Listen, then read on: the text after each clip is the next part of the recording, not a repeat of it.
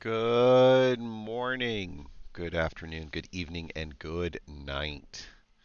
We got ourselves an idea. Um,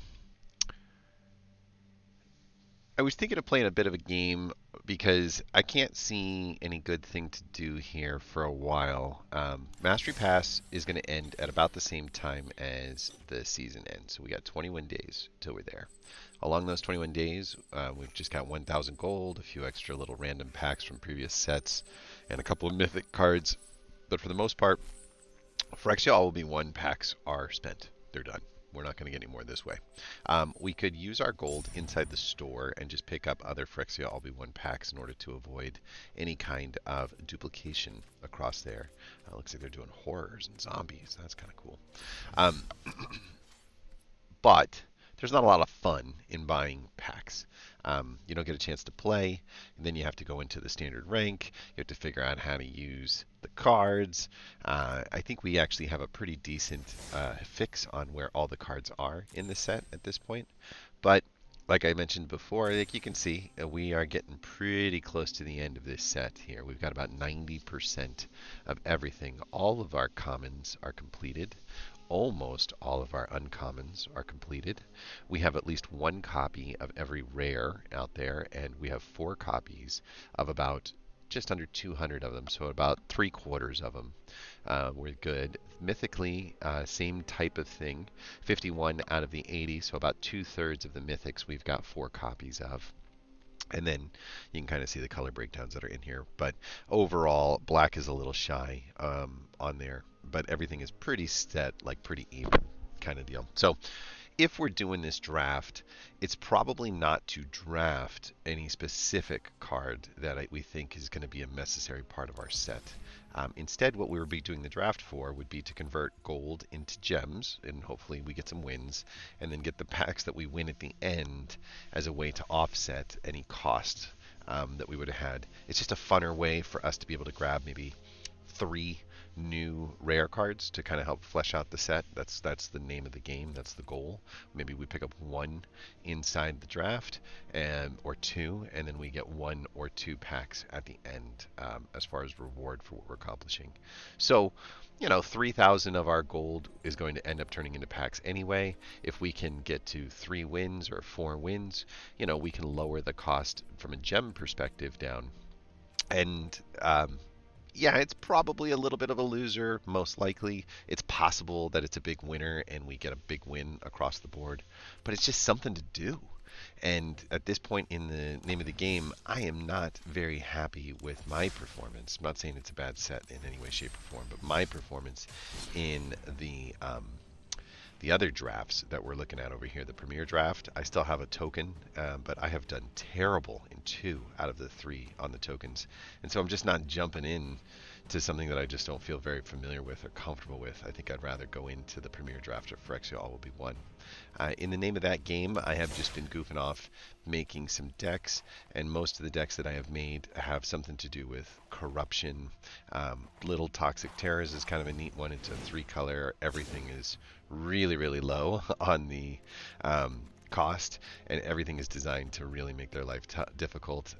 These little toxic strategies are really great in a constructed environment because you can just unify the entire experience. But I question sometimes how, you're not going to have the removal spells, you're not going to have the ability to get those small things across the finish line. So going that low, it just doesn't seem to make a lot of sense. This corruption deck I thought was really solid. Obviously, we've got some high-end kinds of things that we're not going to be able to accomplish there. But just you can see there's just a little bit of breathing room in the upper line of things, and just by doing that, we created some removal spells added to it, and we're able to now utilize these things to deliver some toxic along the way. I know I'm talking a lot about toxic, but about 50%, it feels like, of the cards in the deck have some kind of toxic or corruption synergy built into it. So I feel like, we want to be prepared at least for some of that. And then we can take a look at what the other rares are and how to build decks around them. Cards that we're going to want to avoid are going to be things like the we can take some proliferate and some blue spell cards, but for the most part, that's going to be tough. You'd have to have an entire deck ready to go. I do like the blue-white artifact deck in here quite a bit, and I don't have anything practicing that, but the blue-white artifact deck can be very, very strong. There's nothing negative about the equipment deck if you can get some of the right materials, and by that I don't mean all of the barbed batter fists. I kind of mean more like the, this Nahiri, this Rebel Salvo, this War Whip. Those types of cards can make things like the Aspirant and then, some of these other pieces of equipment really stand out as high value kind of cards that are in there. So, I don't, we're going to discard the changes if we made any. I don't know. I got ideas, and I'm open. So I think without a further ado, we're just going to jump into our quick draft, take our 5,000 gold, parlay it into, of course, 950 more gems and 2 extra packs, because if we can accomplish that, we can get essentially nothing but free cards and maybe catch back some of those missing gems that we were looking for. Goal was to be at about 7,000 gems walking out of the season, and then probably something closer to 20,000 gold walking out of this season. We're going to get a big stimulus on the packs just in a couple days because of the end of the rank system. And so I would like to get out of gold and up into platinum in here too. So there's another pack opportunity built into this draft as well that I've been considering. So, pretty likely to get 3 or 4 rares out of this for doing it. So let's give it a shot. I like it better than getting the 5 rares and the cards up here. We're going to live without those for right now. So let's get a shot. We're doing a quick draft. There's no timer on us whatsoever. And let's just point out that isn't it nice to walk back into an environment where we know exactly what's going on? That's like so good. Right off the bat, we picked up a Melira, which we have 4 copies of. We also have 4 copies of just about every one of these cards, if I'm not mistaken. And looking at them off the top of the pile, pretty important card in the blue-white artifact deck that I think we might be able to pick up a little bit later if we'd like to. I do like this card just in general, even in the toxic strategy. It's going to open up the opportunity to start spending something in the green category, which is really good, and in the white category, which is really good. So we could do a green-white toxic deck with the ability to slow down those toxics and put a 3/3 creature on the board super cheap. She's ready to rumble. 3/3 for 2 is an aggressive starting point. Being able to sacrifice herself to save one other thing makes her relevant even in the late game. I'm not all that impressed with her anti-poison ability, as 1 poison still adds up, but you don't have to do anything. It's free, so why not? Everybody seems to like the Skull Mom. It's just not a pick one, pack one. I think we're taking Melira in hopes that green-white seems, we've got a white card that focuses on this here, but that is the only card that we would be wheeling and happy about. If we really wanted to look at this pack and say what would we want to do, we would take something like the Cephalopod Sentry with the idea that we're going to get a Surgical Skull Bomb, a Chrome Prowler, or an Eye of Malcator as a wheelback and do better overall.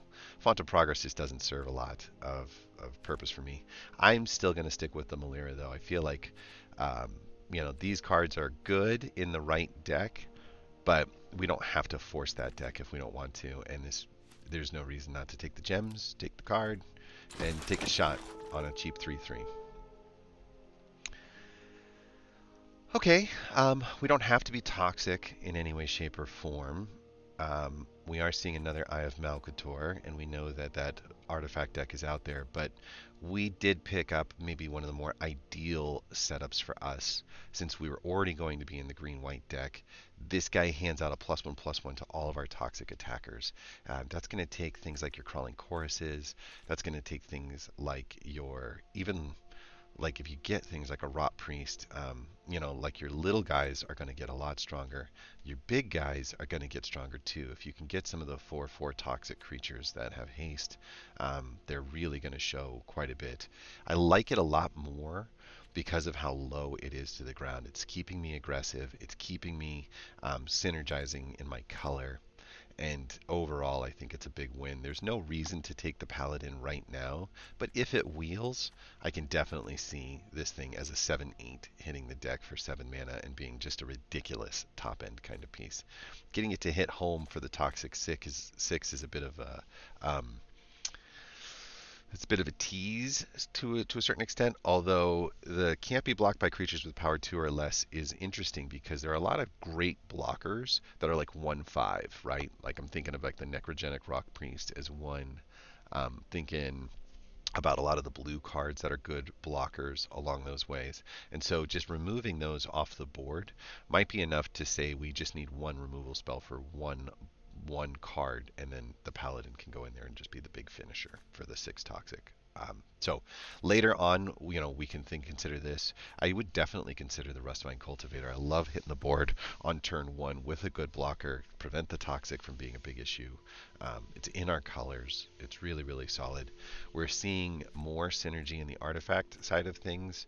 We're seeing some black cards. This is an excellent toxic enabler in the black. A lot of people are super down on black though, as far as drafts are concerned. So, you know, I kind of listen a little bit to the prevailing winds that are on there. Slaughter Singer, though, far too likely to be successful in our deck. Well, well, well. Um, Noxious Assault is just relatively unplayable in this. Creatures you get +2/+2, and whenever a creature blocks, its controller gets a poison counter. It can be kind of a neat way for you to force toxic at the end. Assuming that you're in a bit of a standoff with a lot of little guys, you can throw this thing out there and then boom, you're just going to hit a bunch of toxic. You know what's funny is I don't think I've ever used it, even in constructed. And that's on me. That's a bit of a shame because it should be something that gets used. This is a very late Hex Gold Slash. This is usually one of the pick one, pack one kinds of options that are out there. And I do love that card.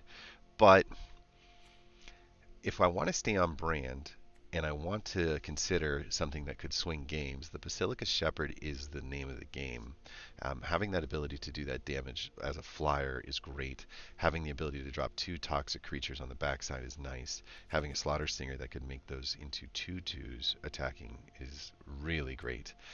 This is good as an enchantment, kind of a battle trick. And if you can get to Corruption, it's a 2/1 battle trick for 1 single mana. I do like it. I like the fact that it's a flash card. I like the fact that it, um, has some of that synergy with some of the toxic pieces that are on the deck. So the negative side of this is you really want to be in the I'm trying to corrupt strategy because you're just offering damage, right? You're not offering additional toxic along the way. And because it's flash, you're probably just using it one time as a battle trick. It doesn't necessarily mean that there won't be a blocker on the next one that can now see that you're a 2/2 instead of a 1/1 or a 3/1 or 3/2, 3/3. Um, this is just overall a lot harder to deal with, though. Putting the kind of threat on the floor and the kind of threat in the air at the same time, I think, has a better chance at making the cut and making the deck. We'll get other chances at Zealot's Convictions. Planar Assault is good in an artifact deck as like a plated assault, not planar assault, plated assault. But let's just stick with our theme for right now. I think that we're happy with this card. According to this, the Watchful Blister Zoa is tied with the Hex Cold Slash as the best cards in the deck. I just don't think the payoff here. Flyer for 6. When it dies, you get to draw a card. I love this as a proliferate payoff. It's big enough that your opponent will usually be forced to kill it. Even without proliferate, it's a good finisher.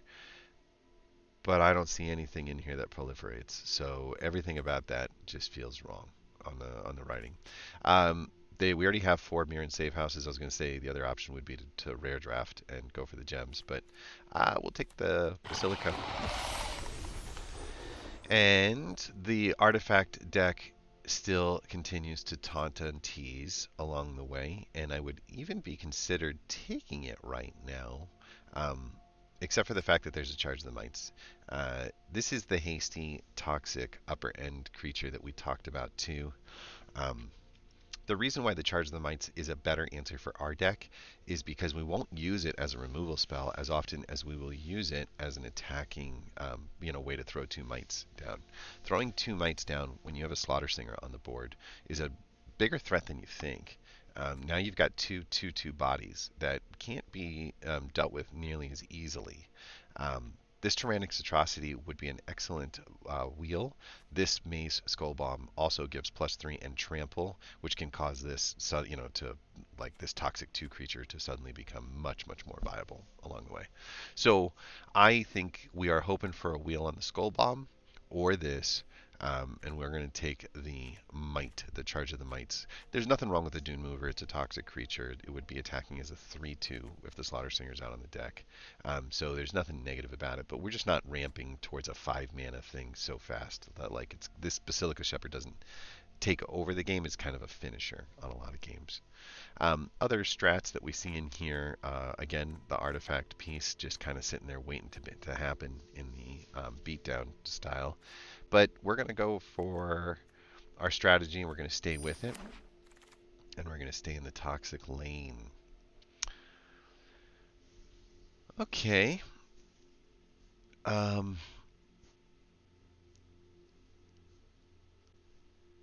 guess the Paladin of Predation is the right pick here.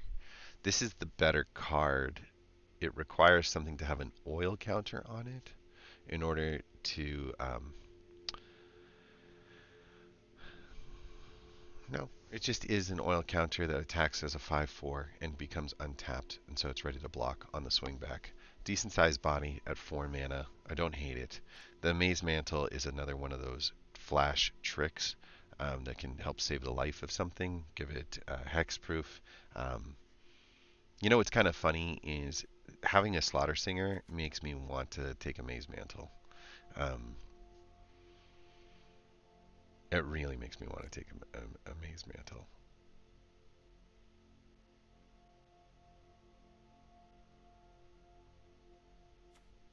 Yeah.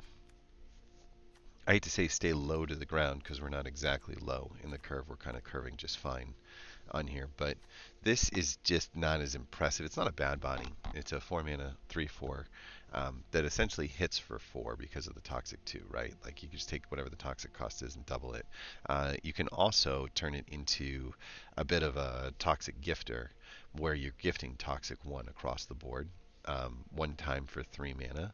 So if you do have a really wide board state, which we've got two things that are going to promote the really wide board state, the Plague Nurse could turn out to be the right answer. I do think that we're going to get another shot, though, at a Plague Nurse. We also are going to get another shot at a Maze's Mantle. I think both of those are going to make their way all the way around. I think this is the card that doesn't make its way all the way around, or this is the card that doesn't make it all its way around. And I think that I can see never getting to turn 7 in this format. It's just not going to happen. Turn 4 is even a little late to do just this and nothing else, just because that 3 mana can just get tapped and can make it tough, except it might allow us to enable a body through. Let's just take the Maze's Mantle. Let's just go with our game. The toxic trick, or the trick that saves the creature that enables the +1s across the board, right?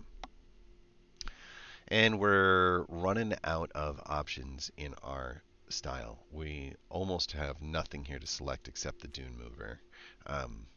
That could just be the nature of the pack. I think this is the last pack that we're going to pick before we get to the wheel category of things. But you can really see that red has been left sort of for dead, the red equipment and the red oil. There is a always left behind kind of series of blue cards that's always happening. And then these mirrors are just largely forgotten as well as far as cards are concerned. So we take the Dune Mover. It's a 2-body. It's a toxic creature. It's got a lot of synergies. It will help us move closer and guarantee that extra hit. And then looking at this, I think that if we take the card with our synergy on it, it's going to just gift out, like it's going to come in with 2, and then for 3 mana, it's going to gift it out. I don't like it, but I don't like this even more. So a 2/2 for 2 that counts as an oil creature. Probably not going to make the deck. There's a world, although everything is speaking green-white. Like this is the only card I think that's kind of on the cutting block. There's a world where red becomes the nature of the game, and having a Furnace Strider is kind of a must in the red category.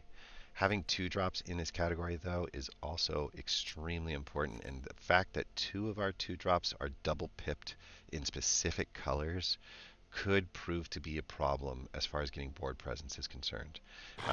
Predation Steward's hitting it, but probably not sticking it. And we got the Skull Bomb that we were looking for. This is the draw Skull Bomb. That's not the one we wanted in all fairness. So we'll hold off on that. And we will check this out. Target creature gets +2/+2 until the end of the turn. And if it's got equipment, it gains indestructible. That's not really going to play out too much. But it's in our colors. And none of the other cards here look great. The Immobilizer...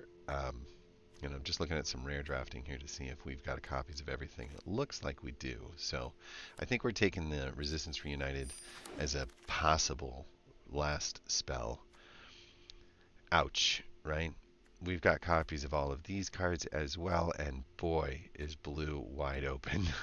Like, no one wants to touch the blue artifact deck. They did. The Cephalopod Sentry is missing out of this pack, but I think that the blue Skull Bomb is the closest I've got to being a card that I would want to take. Again, more blue artifacts. You get a lot of playables if you're going to play blue. That doesn't mean they're good. It just means that you get a lot of them. Another trick on the enchantment that we thought was going to wheel, which we will take. And there's one of those blue-white sentries. We'll hold on to it in the really off chance that we end up in something like the blue-white deck. I actually really like the Ichor Synthesizer and the blue side of things, but this has some artifact, and it's white, and it's a 2/4 body. So there's a theory that it's useful. So blue and white sitting over here in our sideboard. Very interesting rare card that, oof. We're not going to take the Draw Skull Bomb. We're not going to take Duress. I think this card's pretty terrible. So cards that are of high value to take are the Volt Charge. This one gets high ratings because it would come help us draw a card. But I kind of love the mana smoothing in the early side, specifically because of these dual-pipped cards that are out there. I think that we're going not necessarily for... it sounds weird to say we're taking the rare for the value, but we get the gems and we get the card that we are in our colors, and it'd probably be the nail in the coffin on the blue and white strategy, just because at this point now there's not a lot that would take us off of it. Not a great toxic enabler, but a really, really great 2-drop to stop other people from coming at us. It can turn into a 3/3. It can also eradicate some things out of their side. This is a 4/4 that replaces itself and has a toxic 2 that can crew for 3, right? So reasons why we would want to utilize this card would be it's going to swing as a 5/5 when the Slaughter Slinger's out on the deck. Crew 3 right now would be a Basilica Shepherd, which is pretty late in the game, and then a Malera the Living Cure would be a nice target for it to crew.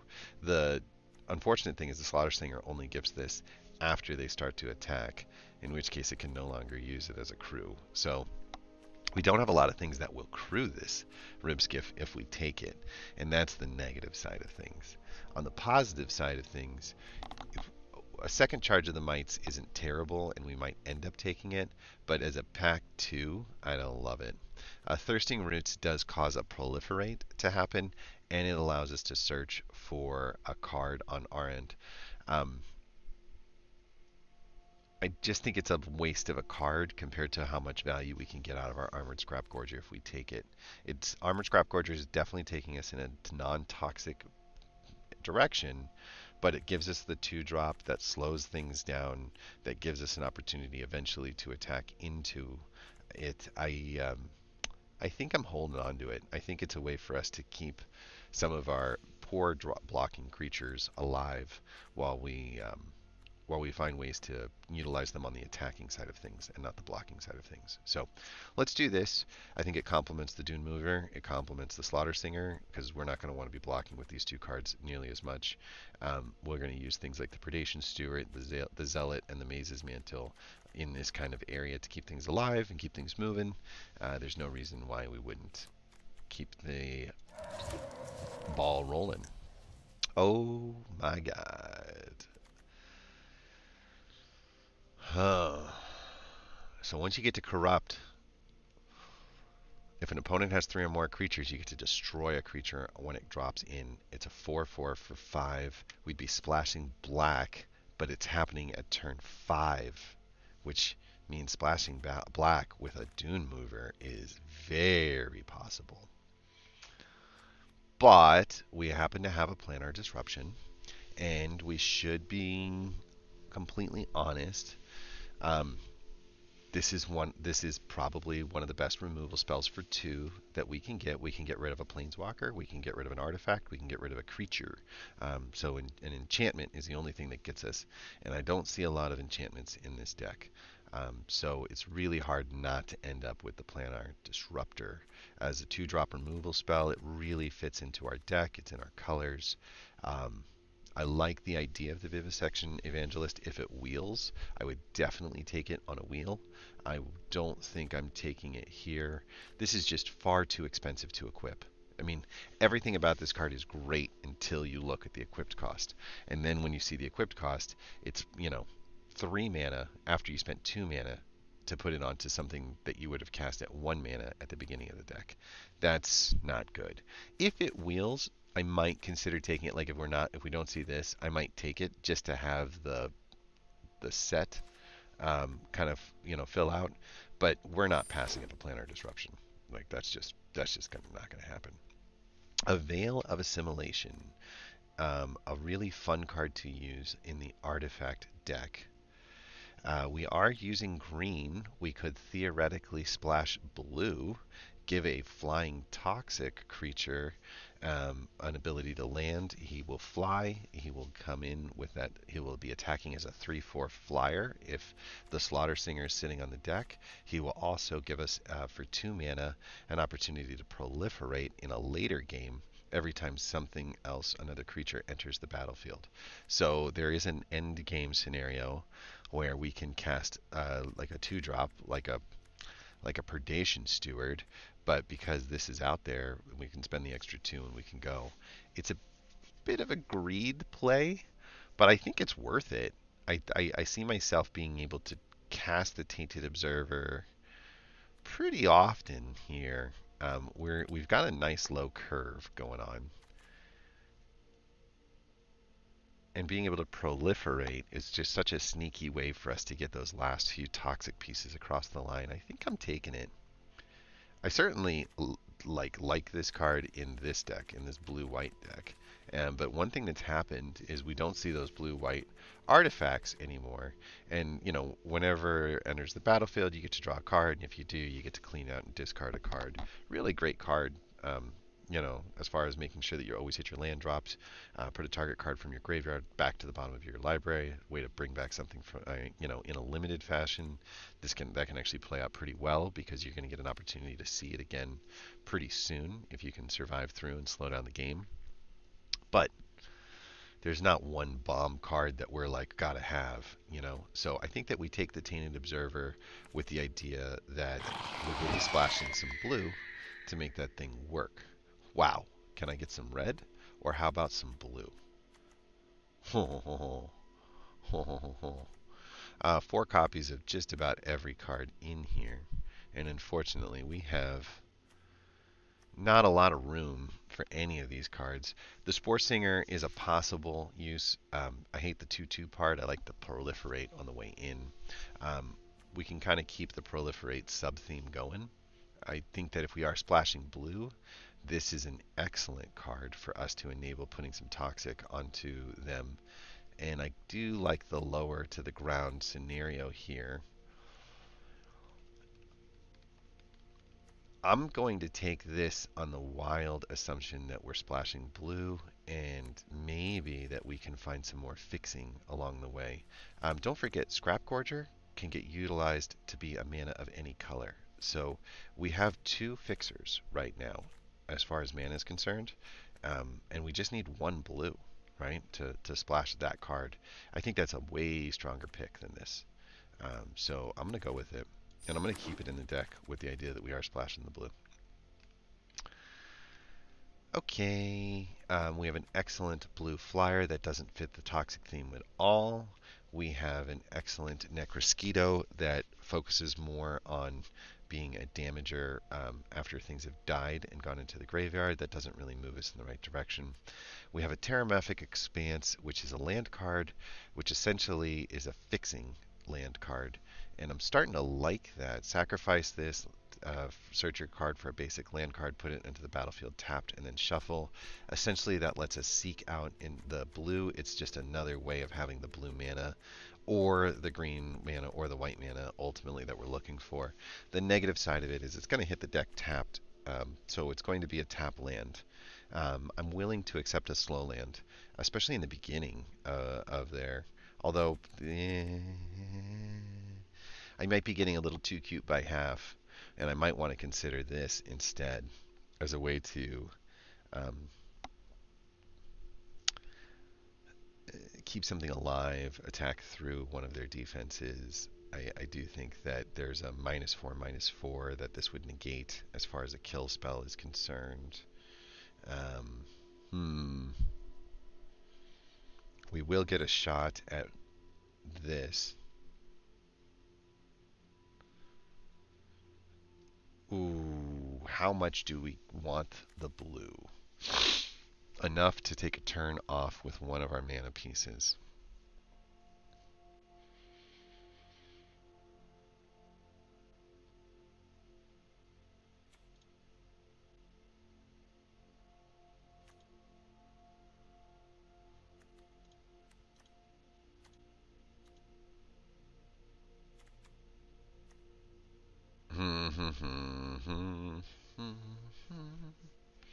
Best card in the deck, or best card in the pack, and goes with the Cephalopod Sentries, the Ox, like it goes with most of these along the way, but not really with what we're trying to do.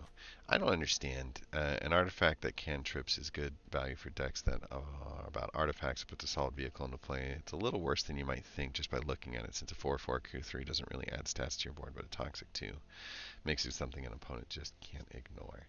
All that's true. We just don't have a lot of ways to crew it. And if you can't crew it, what good is it, right? I'm not going to use a Titanic Growth to crew a Rib's Gift. That's just silly. I think we take the Titanic Growth in hopes that the Terramorphic Expanse wheels. I think that's the smarter play. How many Ribs Gifts you got coming at me? Okay, we got another Terramorphic Expanse, but we also have a Rustvine Cultivator. And what a Rustvine Cultivator will do will allow us to gain an extra mana, allow us to ramp. It also is a really nice blocker against things like Mites. Hard to say no to a 1-drop that hits the deck and accomplishes just about everything that you're looking for. We have a 2-drop Toxic 2 creature. We have a Basilica Shepherd again for the top of the curve. We're currently sitting at 2.3, so we've got some creatures. I do think that in all, I don't like this card that much. I don't like this card that much. I mean, the theory here is you can spend 4 mana to proliferate twice.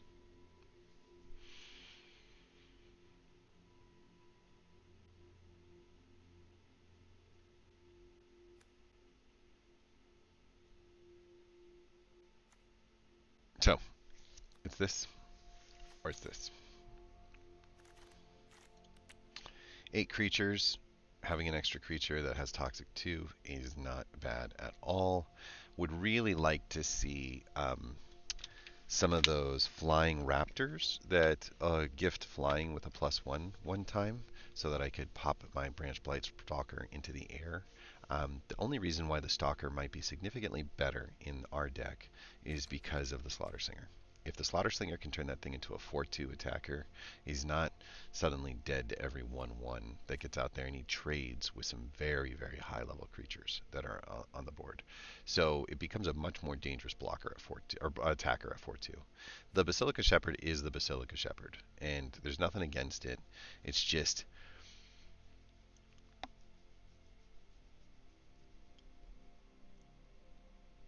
not going to get utilized nearly as much. I think we take the Stalker here.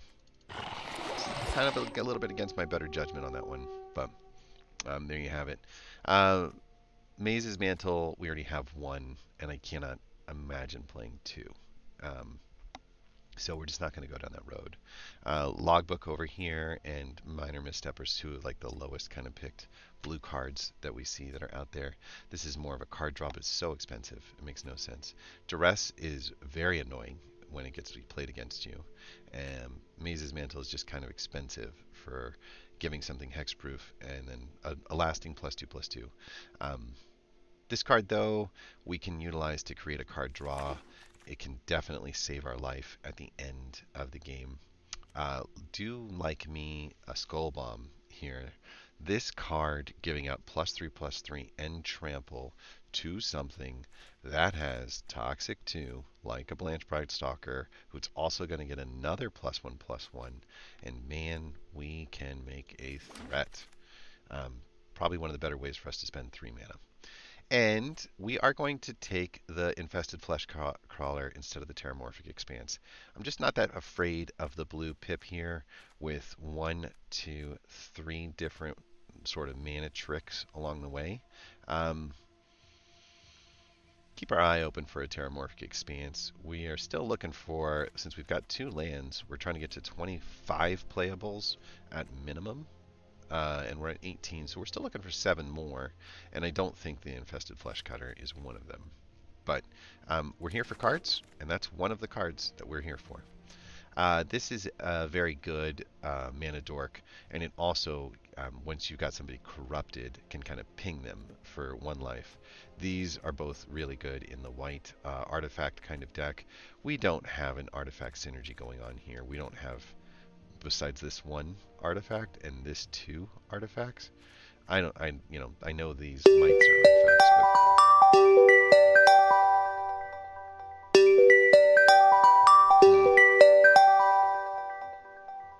just gonna turn that off for a second. We'll take the Atlas under the idea that we might need the mana fixing, but we'll see. We'll take the blue artifact, and we will take the Terramorphic Expanse. I do think I have all the Monumental Facades. Unfortunately, that means that our rare card here is nothing more than gems on the way back. It's not the end of the world, but it is something that we should consider as a bit of a loss. The draw Skull Bomb doesn't really affect what we're looking for. Everybody likes this as a way to turn any piece of mana into a blue mana. It also replaces itself with a card draw, which makes it pretty nice, but I'm still curious to know how I would pass up an Ickerplate Golem. So many ways that this thing enables any one of these things to attack, specifically the Slaughter Singer with the Toxic 2, the Blanche Bright Stalker with the Toxic 2, being able to gift out some flying, for 2 or 3 turns is just so good. And I think it's probably worth the gems, right? Like, we could take the Monumental Facade. It's not going to change anything. This is definitely not going to wheel. And I think that this actually is a really, really solid playable. I'd be very, very happy to have this in the deck. The synergies are pretty high. And speaking of synergies, we have got ourselves not a lot of removal, by the way. Something to consider. We got another Skull Bomb, we got another Rustvine Cultivator, and we got a Prosthetic Injector. Why people hate the Prosthetic Injector, I'll never know. Being able to give out +2 and Toxic to a creature like a Basilica Shepherd and turn it into a 3/5 flyer with Toxic 1 Man, that sounds pretty good. Um, Being able to add a toxic to this creature and turn it into a 2/5 flyer sounds really good. Being able to add it to a mite and make it a 2 toxic 1/3 mite is pretty solid. Even being able to add it to a Dune Mover and making it a 2 toxic 2/3 attacker. Again, if we have a Slaughter Singer on the board, it can be really, really good. It's 2 mana. It stays on the board. It's a 1 mana like mana sink later in the game that is just constantly making the things that we've got that are trying to attack so much more likely to survive those attacks. Means it is difficult for me to pass up. It accomplishes a lot of what this accomplishes with um, by giving the toxic one that's like 2 extra damage, and almost everything we've got is about delivering toxic to the opponent, right? Um, so I think we take the injector and we do some shenanigans. Like we use it not as like anything more than just a sneaky way to continually harass the opponent with some extra toxic on things that we think are going to get through. So I think that we're taking it there. We don't need another ramp of a mana dork. We don't need to get our curve down lower at this point. We can be looking at some upper level kind.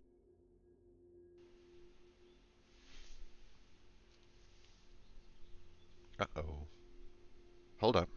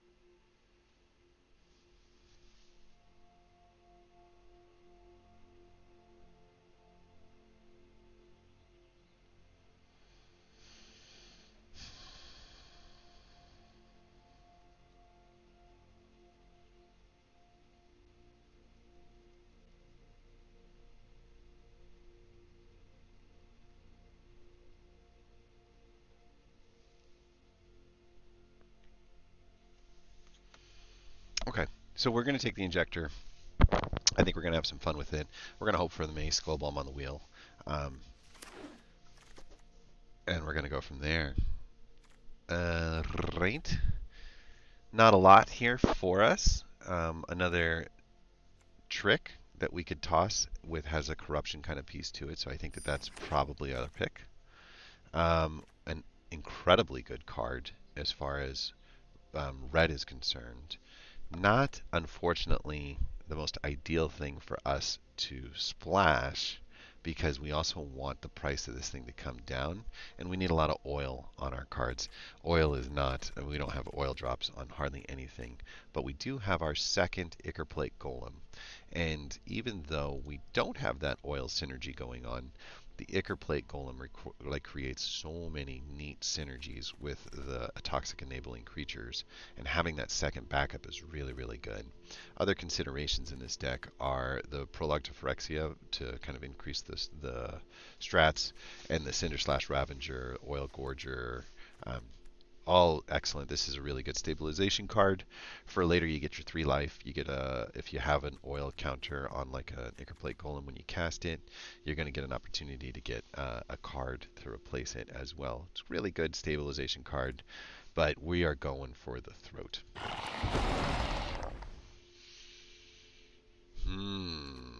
A rare card that we don't have. An incredibly powerful Toxic Enabler on turn 1. What to do, nephew? I think we hope to wheel the Crawling Chorus, and we take the Zenith Chronicler.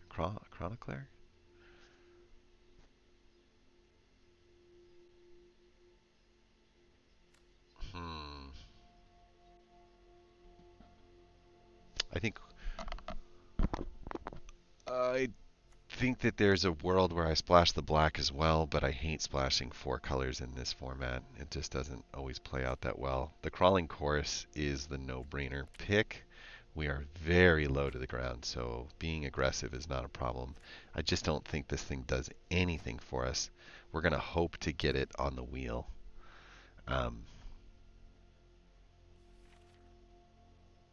Is a crawling chorus really going to make or break our deck?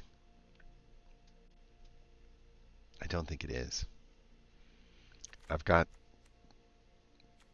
plenty of one-drop things to do down here, but not a lot that affects the board. Yeah. We're doing some drafting for value. We take it now, because why not? Ho! Everybody was telling me to splash, splash, splash. Oh, this is the card I was talking about that I thought would be really, really good for our deck. This is another one drop, which would be very good for ramping. I don't see any way that we pass up the Flensing Raptor here because, you know, gifting out that +1, gifting out those flyers, 6 different times between 2 different golems that are on it.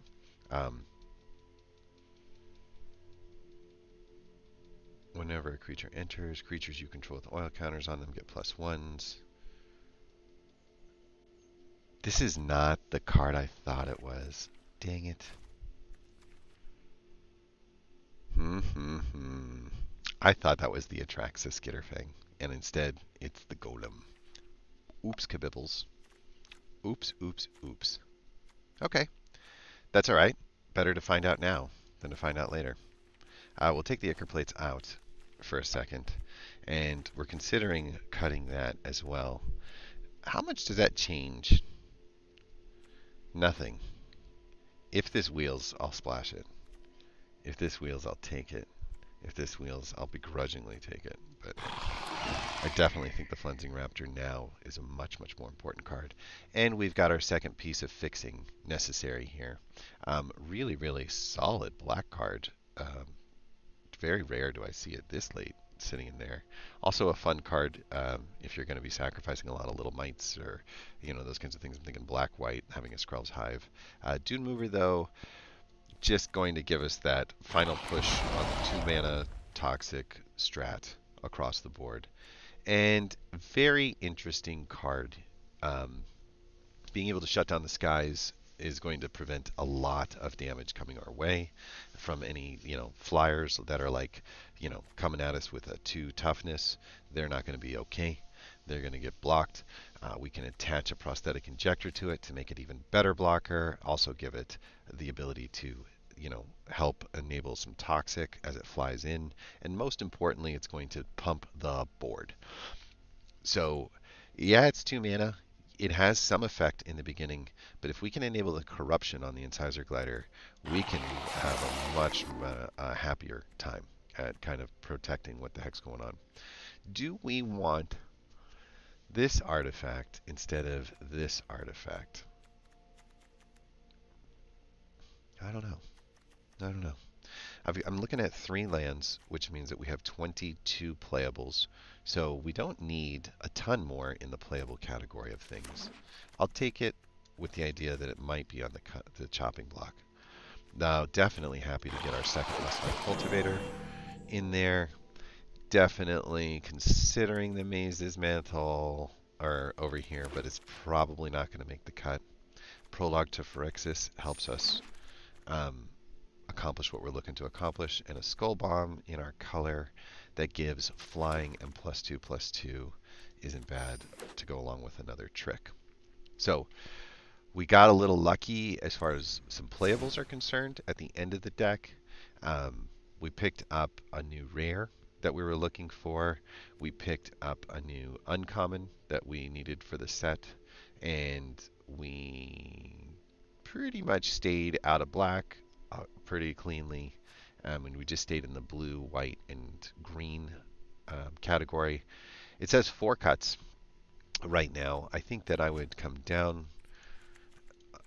there and there. We have more, like, we'd like to get the Rustvine Cultivator out earlier. These are really kind of later in there. So if we could cheat to the green side, that's good. And I think that, well, yeah, that's 18 lands. That's a bit much, right?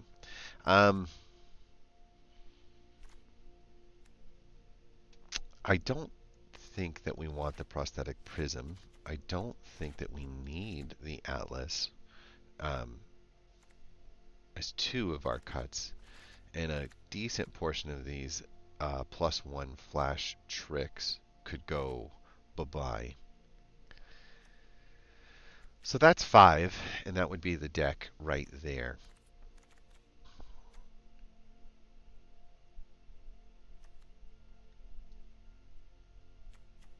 It's pretty tight. This scares me a little. And the answer would be to cut one. But we have 2 Dune Movers. We have 1 Armored Scrap Gorger. I think we're fine to splash these along the way. I also think that we're fine to go down to 17 lands as well. So I'm going to take out a white.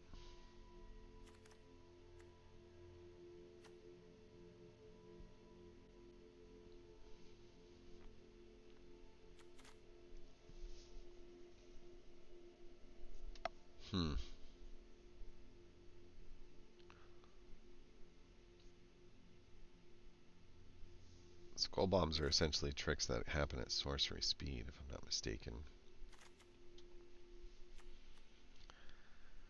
2 or fewer, looking good. We've got a tap land, 2 here. I think I would remove the tap land, right? And then the question is, how much do we want to depend on the prologue for Pheresis versus the Zealot's Conviction? 1, 2, 3, 4. We either keep this artifact, which doesn't mana clean, it actually just adds a mana to it. So it's kind of like throwing a land out, and it also gives 1 life sort of pings on opponent. If we kept one of those and one of those, and got rid of those, I think we've got a deck. So the real risk is getting, like all 3 of these cards without the ability to pick up the blue mana. There are enough fixing cards. Like if you just look at fixing and nothing else, we've got 1, 2, 3, 4. Well, not really 4, like 4 right here. So 4 out of 40 means we have a 1 out of 10 chance of drafting our fixing, as well as being able to draft the card that we're looking for here. So that brings it down to more like a 1 out of 8 along the way. So we got a 1 out of 8 chance, and we got a much lesser chance of having the prologue to Phyrexius. So I think that we're fine on the mana side of things. If I'm looking at this deck, honestly, I think it's holding hands pretty nicely across the way. We're really missing a lot of removal across the board, but we have some ways to get around what our opponents are trying to do. Whether we're talking about going, with like the Skull Bomb over here, or whether we're talking about using the Skull Bomb over here, whether we're talking about putting an injector on a flyer, whether we're talking about maybe we're gifting a flying 1 time to like a stalker. This would be an excellent like turn 3 sort of way. We go, something like turn 1 injector or Rustvine Cultivator to stop them. Turn 2 stalker. Turn 3 raptor. Stalker attacks for toxic 2 and some decent damage along the way. I do think that we have 1 removal spell. The real problem here is the lack of removal and the focus on needing to attack in. This was a card that we should have considered cutting. Just lacks the synergy. We have 2 removal spells. We've got a kind of a 3rd removal spell here, maybe a 4th in the form of like some flash, and maybe a 5th. So we've got battle tricks coming out of our ears. We just want to make sure that we've got the capability of holding back on some mana along the way. And if we hold back on the mana and it doesn't go that way, we can use the prologue to Phyrexius to utilize that in the direction that we want it to go. So we also have the bit of a tainted observer option when we cast in things if we want to mana sink it out that way in order to proliferate out. So early toxic enabling to corruption. Later we're going to utilize flying and we're going to utilize battle tricks. Um,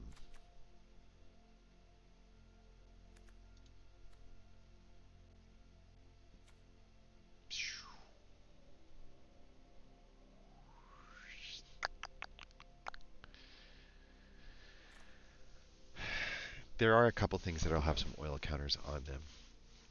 Whenever a creature enters the battlefield under your control, if it has one or more oil counters, put an oil counter on it, and then things with oil counters get +1/+1.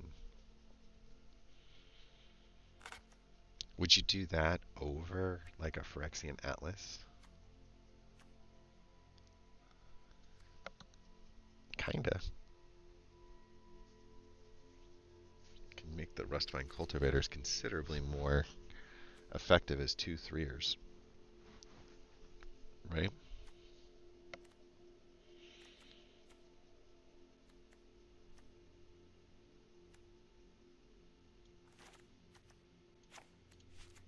Hmm.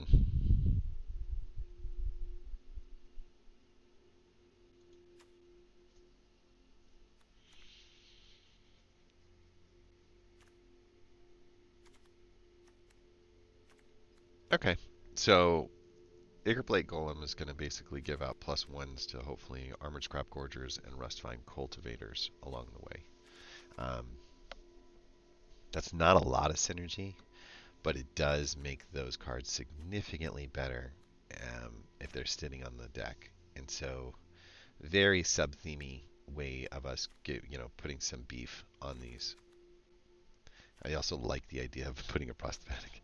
And you could put a prosthetic injector on a cultivator and then have the thing, and this 1/2 would be a 1/4 and then a 2/5.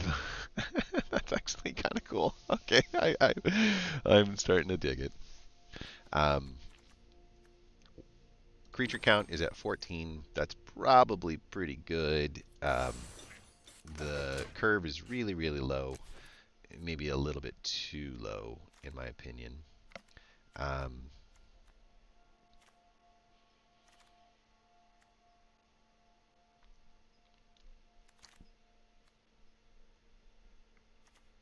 I think we need these for later in the game. I think these are actually 4-mana cards. Like, this is how we should consider what our deck really looks like, because +3s and +2s, along with flying and trample, is going to really like beef up an attack on the way in with something that is just currently sitting at the 3/3 mark or the 2/2 mark kind of deal. Um, and I'm kind of looking at the Stalker too as being like, we've got this like weak card with Toxic 2. We've got Toxic 2 on a relatively weak card, and if we can find ways to give it trample and move it in, there's also just a win con where it's like I'm gonna attack with my Slaughter Singer, and he's got something like a 4/4, that's like facing me down. I'll Titanic Growth it, and I'll Maze Skull Bomb it, and it will end up with a +7 on top of its 2/2. Or you could turn this thing into a 10/10 that's attacking without Toxic, and at that point you were kind of abandoning the Toxic side of things, and we're just going straight for the throat. A lot of times what you'll find too is that you'll get a lot more out of it if you do it that way. This Predation Steward, I need it to be a body that is on the board. I don't want to go negative on my creature count.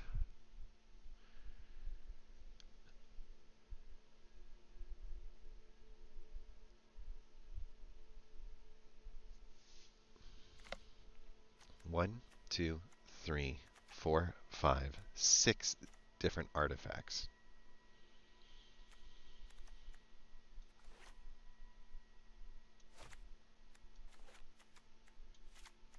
What if I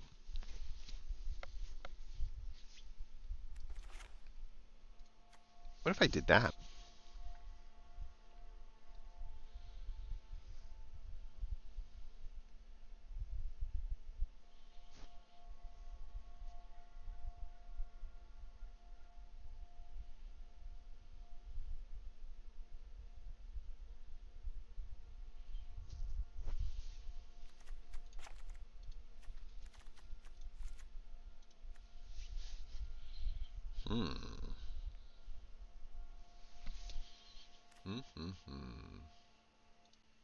Sorry.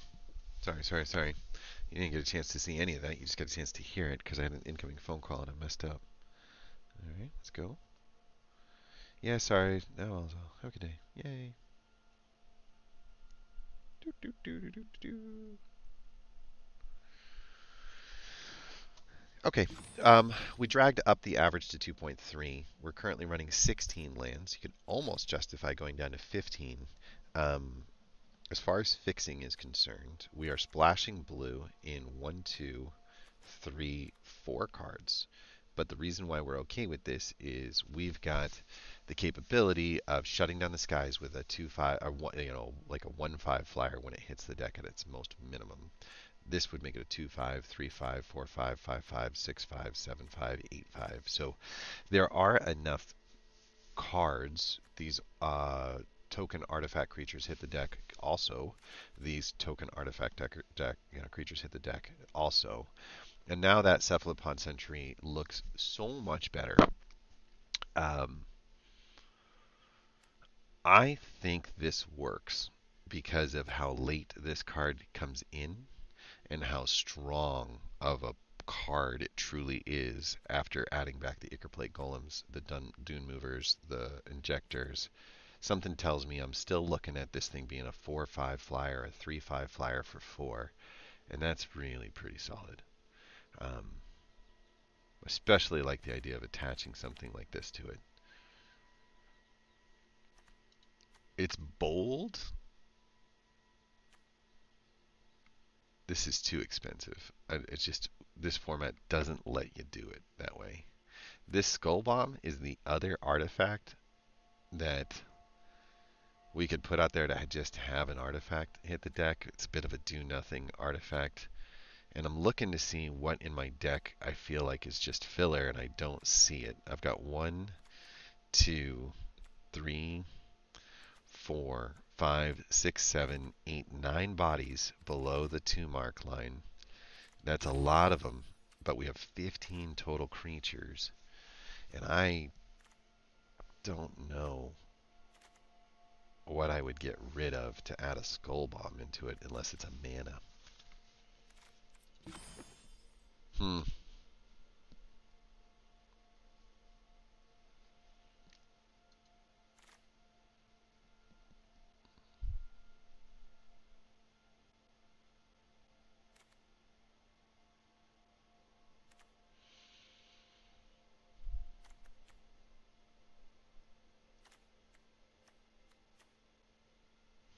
We have 6 whites, 9 greens. We might want 1 less green and 1 more Skull Bomb.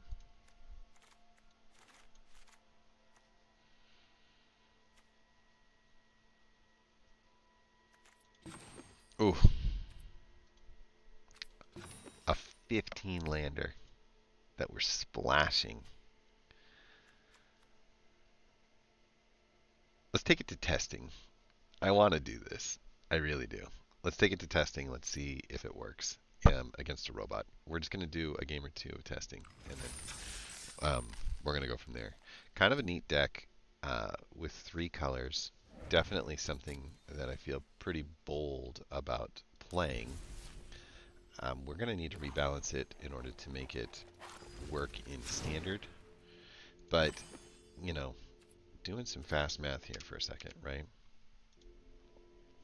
If you've got 15 out of 40 cards, you've got about that ratio, and you multiply that by 60, that's 22 mana. That's interesting. I never did that before. What is 17 divided by 40? 17 out of 40 is that.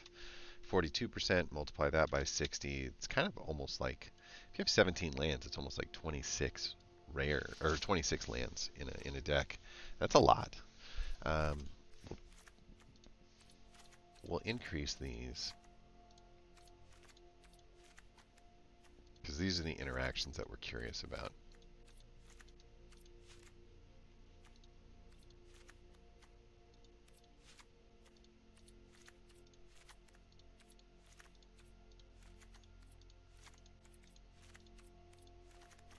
Okay.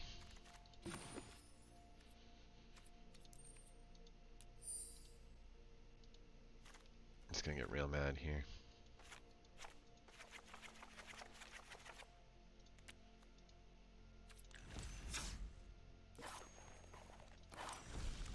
Alright, draft deck. I increased the artifact count up a little bit. I didn't, unfortunately, increase like our scrap gorger, which we should have.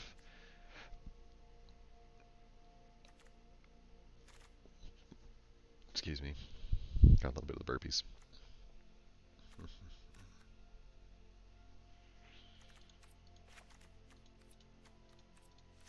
Just for smoothing like the experience across more than anything. I think we're really low on the land though. Like we need to rethink this. We'll go up one more view. Up here, up here, up here, up here. And that should give us 22 lands, and that's pretty consistent. So we got to cut 7 things out of this deck. Probably a little unfair to consider these guys as dual threats. I really want to see how the bottom of the deck performs more than the top. Okay. So 2.1, I think we were 2.2 before. 21 to 17, I think we were at like 15 to 10. So we've got less creatures, unfortunately, and more spells. Probably make our life a little bit harder here in order to keep the creature count up. Now the creature count kind of is more in line with what our creature count is. We added 8 creatures to this, and we added 5 non-creatures to this in comparison to where the draft deck sits. So proportionally, I feel pretty good. We're at 2.2 average. I think that's exactly what we were. We're at 22 lands. That's what 15 lands equates to. We're okay with that because of the fixing built into the deck here. We've got the card draw for the specific color card that we're looking for. We've got the Armored Scrap Gorger, which can become a mana of any color by tapping. So just its presence allows us to accomplish what we're trying to accomplish. You know, I do think that casting a Tainted Observer, casting a Cephalopod Sentry later in the game is a really, really solid way of us. Like, I'd be fine giving up the Scrap Gorger.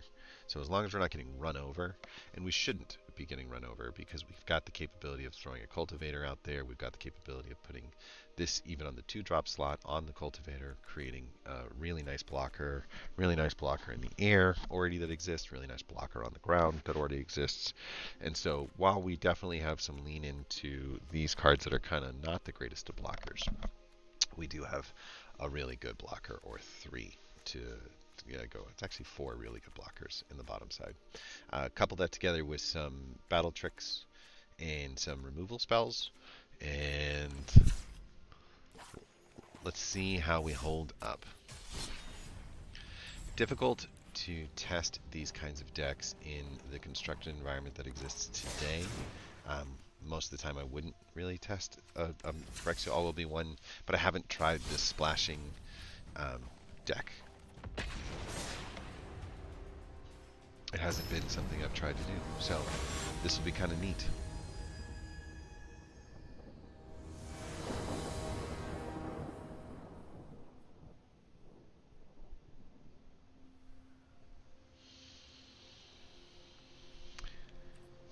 Okay.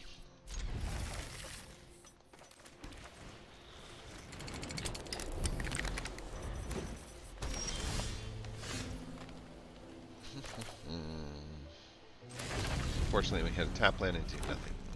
Here comes a creature. I think it's a good time for us to throw out a June Weaver. It's a good time for us to get... Ooh, I never thought about this, but would probably want a green... Let's take the blue. It sounds silly, but we have something to do to get the green if we needed. Dare you.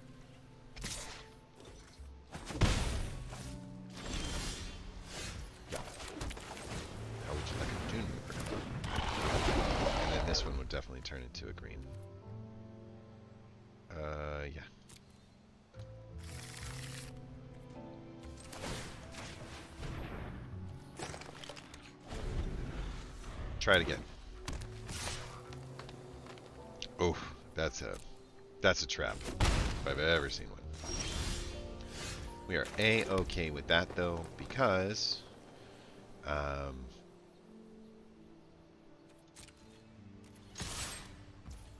could certainly pull the stuff, but I think we take the mites, we throw it down. What we've got built here is something kind of neat. We're threatening 4 toxic. We're threatening 2 toxic. That's okay. We kind of expect removal spells to happen, right? I would much rather throw the Incisor Glider out. This onto it. As just a kind of an excellent way of creating something like that to happen. And I do think that losing a might to get to corrupted so that the Incisor Glider hands out the pluses on the next attack is worth it. He's going to lose the might, because if he goes after the Incisor Glider, he doesn't kill it.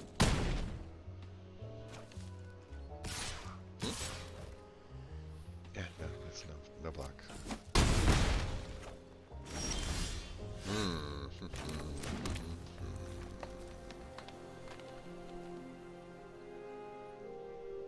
Okay, watch this.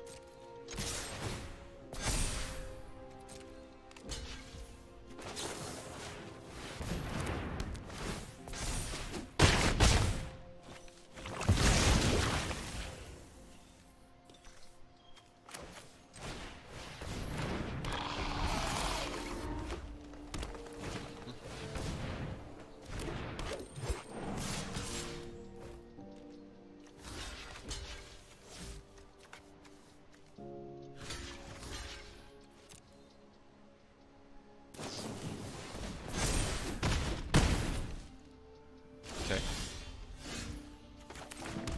Not what I expected. We just attack with 1.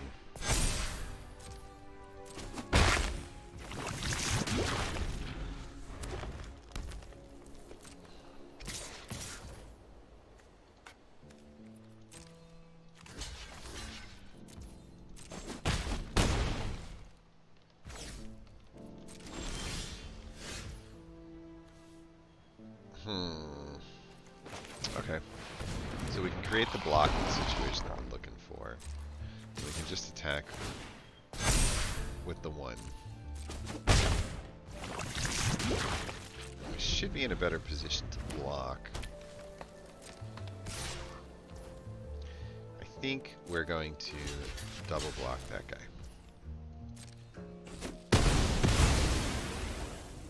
Call it a win.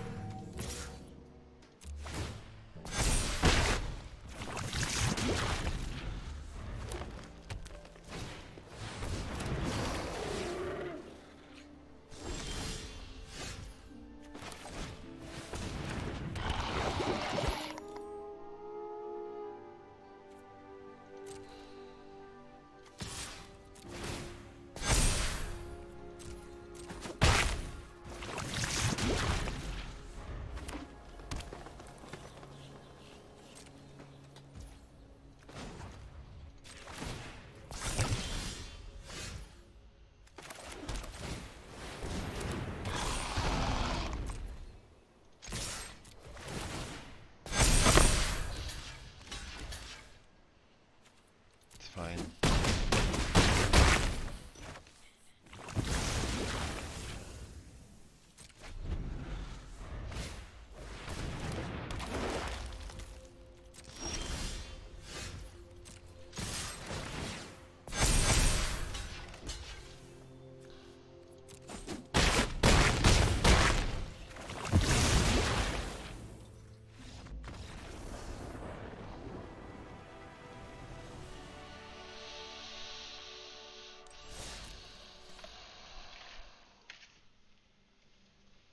Did we accomplish the thing we were trying to accomplish?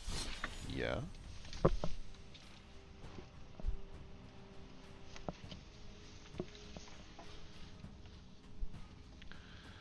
try it again.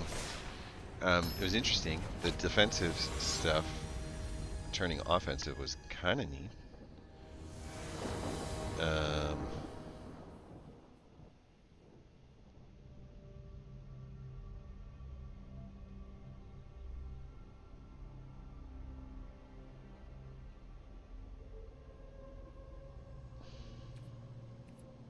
All right.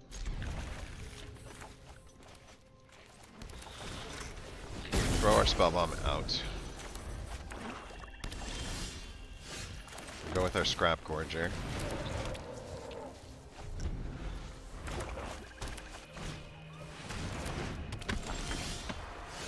And take our additional scrap gorgers.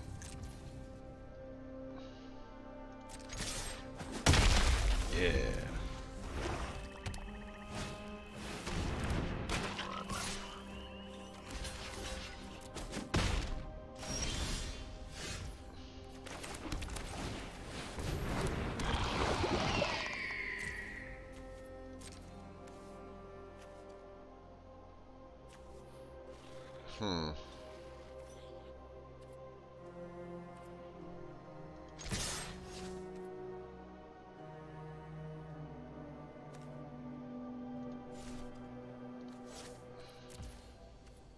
What a bummer.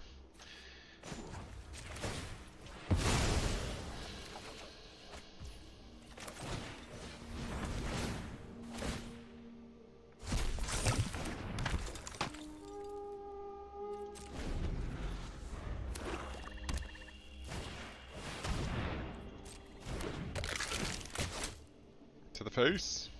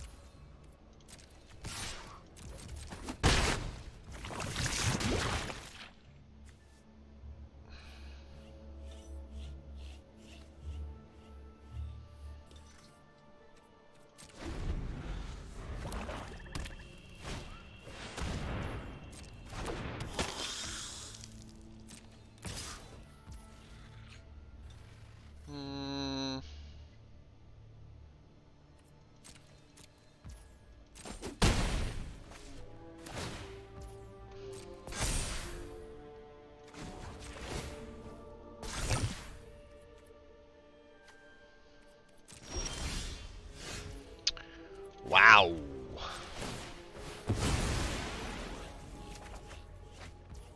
Okay.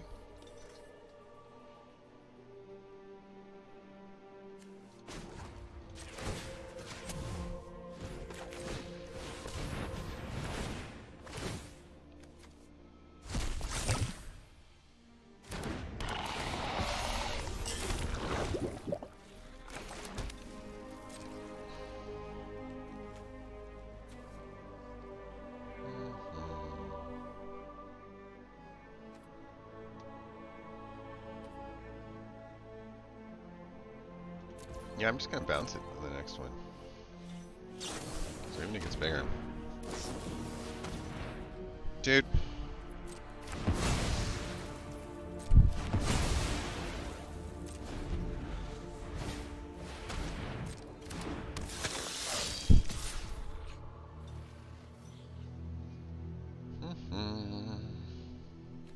Yeah. Get rid of it. I like it.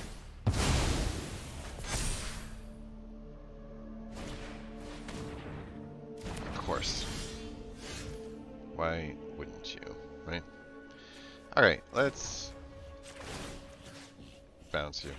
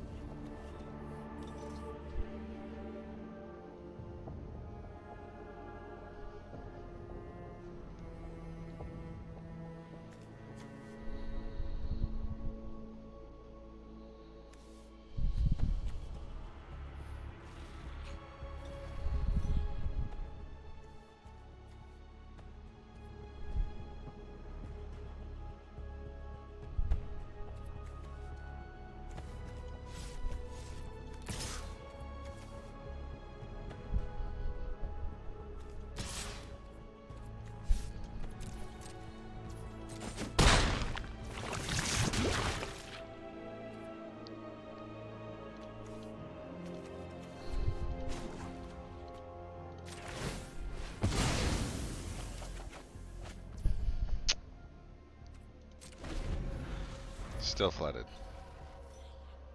Which just sucks.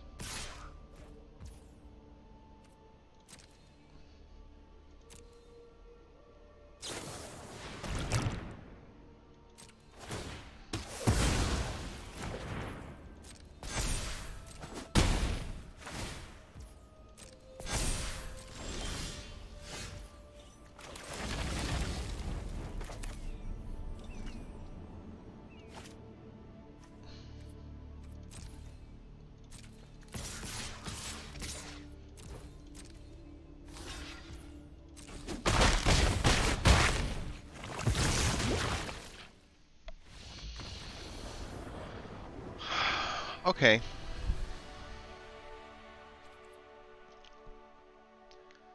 Turn 7 kill. Definitely can sense the lack of removal being a big issue. Don't know about the deck. Maybe it's a little too low. Haven't run into any mana fixing issues. Could consider.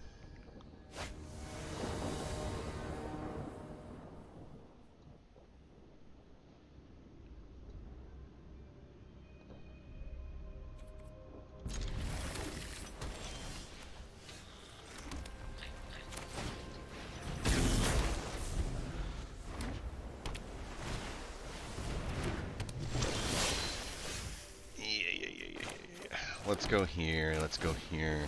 Let's get next. Yeah.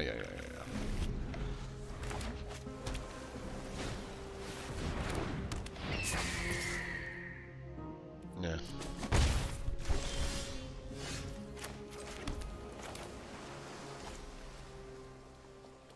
Yeah.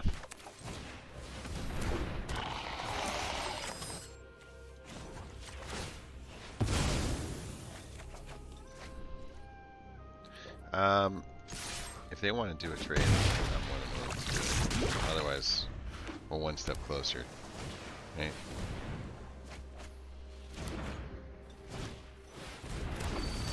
Okay.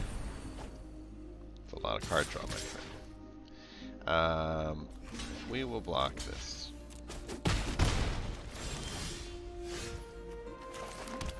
And I think it's time for us to put this guy out onto the deck.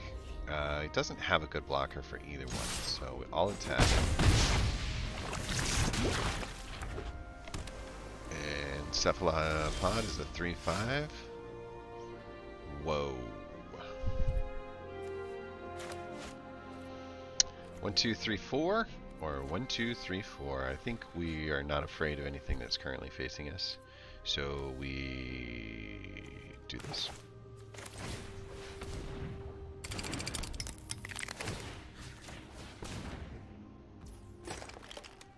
I don't think we attack with the ground guy.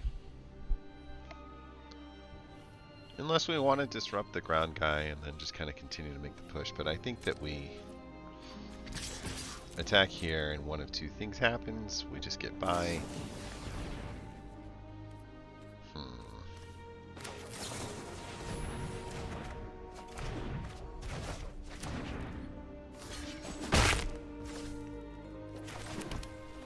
Pretty nice. Pretty nice turn, my friend. Pretty nice turn.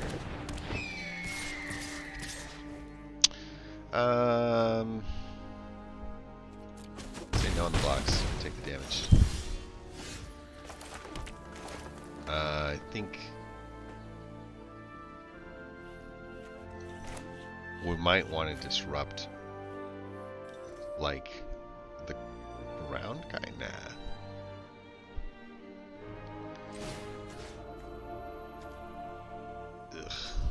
Ugh. I think we're just putting this back out there. Yes.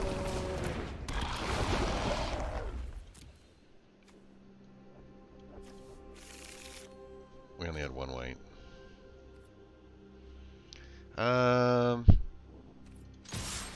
Fine with this. And what's interesting is Cephalopod Sentry is looking really solid so far. Um, I'm okay doing this as a first shot. I know that seems strange. And then going here and then doing this as a second shot. And then seeing what the block situation looks like. And we could keep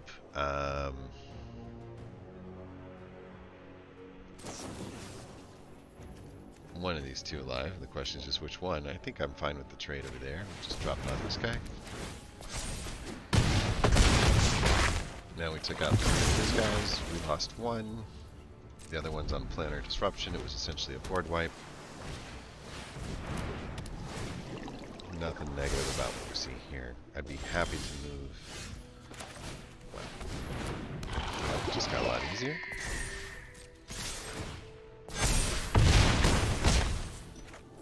Wow.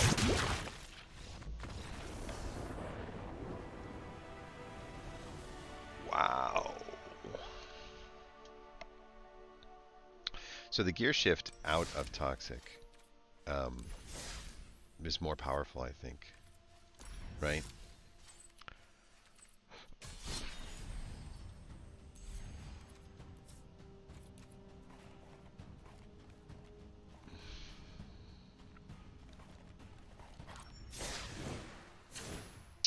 This wasn't what I was trying to do. Play, events, Phyrexia, look at the draft. What other artifact synergies exist? Here.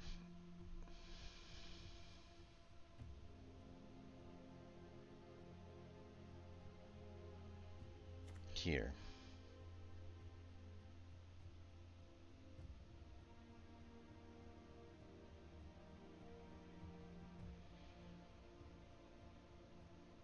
And here.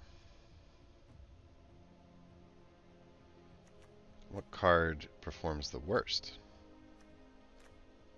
Here, huh?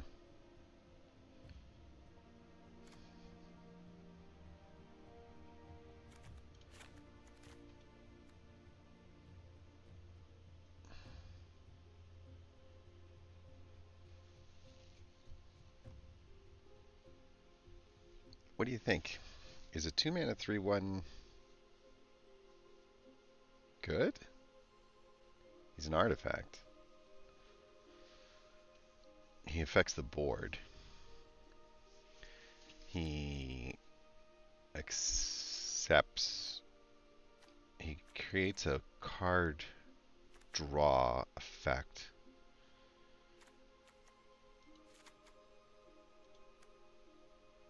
I don't hate him. He just guarantees one less mana lock circumstance and situation. He can turn into a card drawer when the other guy throws out a multicolored one. Unfortunately, it means we might be handing out card draws on 1, 2, 3, 4 different guys. That's a significant amount of cards that we'd be giving to the opponent. Whenever a player casts their first multicolored spell each turn, each other player draws a card. Oof. It's a good way to get to the 16. I think I'm rolling the dice on it. I'm not seeing this as a win through Toxic. I kind of seeing this more as a win through corruption and artifacts.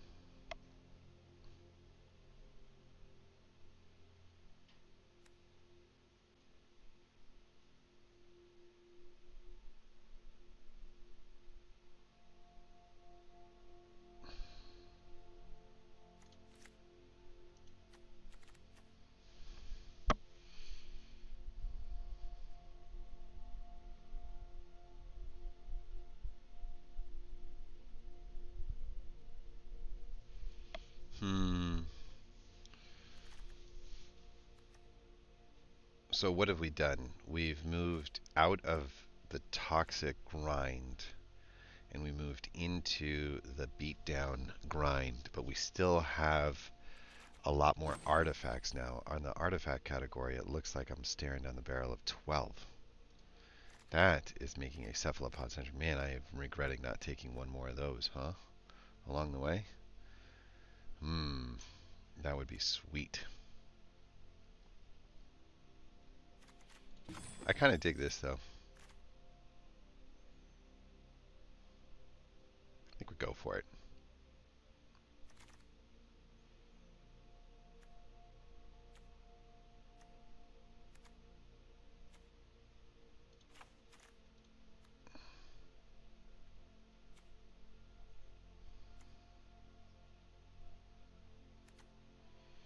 This is 4 mana, draws a card, and bounces a creature.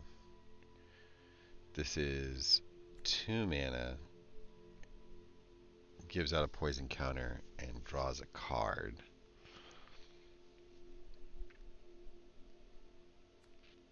And this hands out +2s, and it works with the Ichor Golem to turn into a 3/3, and yeah, I don't think we need that other artifact, and I do think having that 2-drop bomb is a huge deal. Assuming that he comes in with 2 oil counters, the Ichor Plate Golem is suddenly going to make the Predation Steward much stronger, and the Predation Steward has an opportunity to throw +2 damage onto something else if it needed to attack to win in the sky or in the ground, to be honest. Just 3 mana, such a weird spot to be in, but I think this is our draft deck. I think I like the way this plays out more. 17 creatures, 11 artifacts. We are doing a blue splashed right here and here. That smooths out our splashing situation. It also gives us the extra body down here and here instead of the Skull Bomb and the non-board affecting card. So I think we might end up eating some removal along the way. But in general, we've got a very tricksy kind of deck that gets involved in this, and I totally dig it. I totally dig it. We got ways to slow it down and ramp it out. We've got ways to really come in with some heavy hitting flyers across the top. We've got some reverse board boosting creatures that boost all of our toxic creatures, which 1 toxic creature, 2 toxic creatures, 3 toxic creatures, 4 toxic creatures, 5 toxic creatures, 6 corrupt effect makes toxic creatures. We can call that 7. This one makes 2. We'll call it 8. This one is a toxic creature. That's 9. This one makes another toxic creature. That's 10. So we almost, and then this is a toxic creature. That's 11. So we almost have a nice even split between 11 artifacts and 11 toxic creatures. The goal of the deck is to win by damage. It just won't seem like that off the start. Off the start, it's about getting those artifacts down on the ground and those rampers down on the ground, and then using things like incisor gliders with flesh cutters or incisor gliders with prosthetic injectors as a way. Prosthetic injector is just so good with the Zenith Chronicler too, because now it's a 3/3 body with toxic 1. I'm kind of digging this card a little bit more. It's going to need a little bit of love. It's not a comes down on turn 2 kind of card, but overall it's pretty solid. Flesh Cutter is also kind of a later card too. So I'm looking at Flesh Cutter as more of like something like this, and I'm looking at this as at best something like this. And so the real curve looks like that, and that's fine. We are not heavily weighted to the tie end of this curve. We've got lots of interaction between these cards here. Flensing Raptor sending anything with Toxic flying over the top. Charge of the Mites is a removal spell. Planar Disruption is a removal spell. A flyer that can hold our equipment and get home. A Chronicler that can help us gain some card draw. And again, we would like to have cast at least one of these 2 cards out there before the Chronicler hits the deck, as a way to make sure that we're minimizing how much card draw we're giving back to our opponent. More artifacts that allow some really nice battle tricks at the end game to get home. +3s, +2s with flying.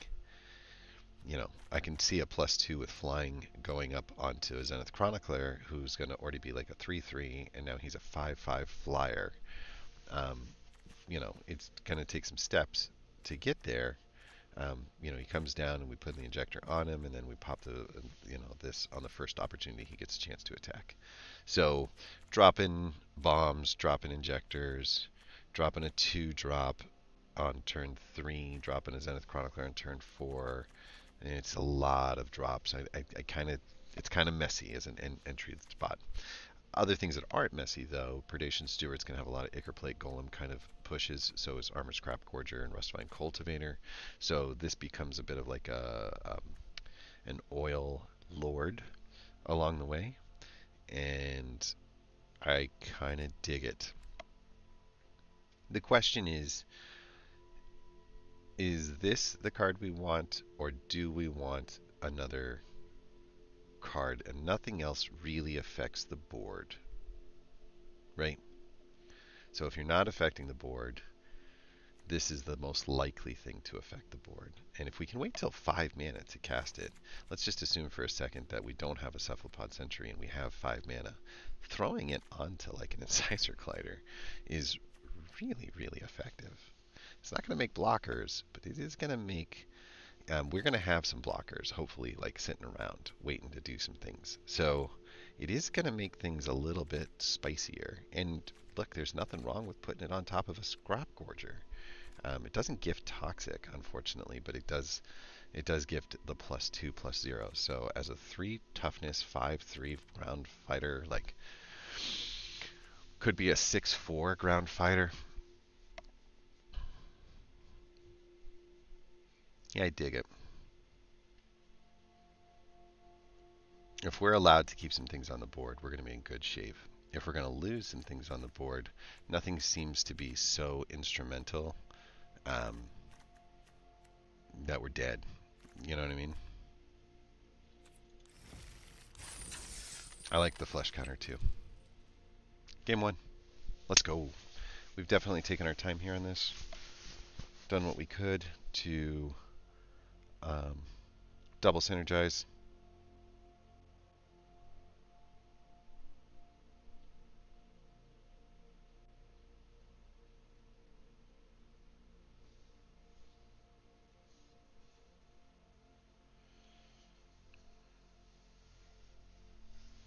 Uh-oh. Is nobody playing Phyrexia OB1? That's bad. Let's see.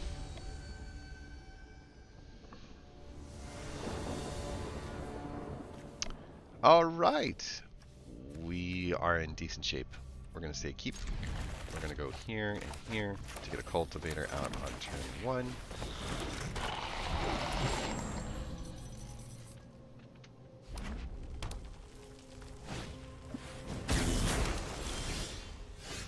We're going here and... probably Incisor Glider, huh? And there's nothing here, so I think we just do it. It's fine.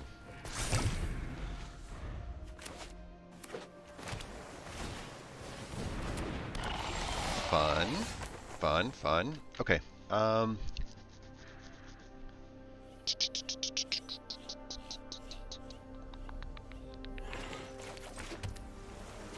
We can't block. So let's Tox.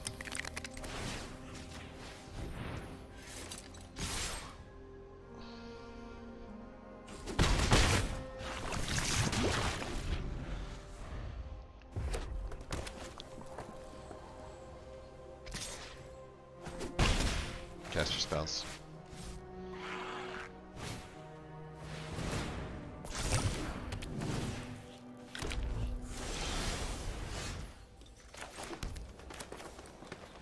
I think he hits the deck.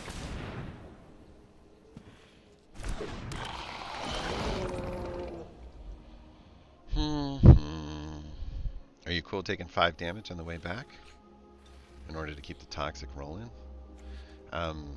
Yeah, I think so, huh? Right? So we remove 1, we drop it onto here.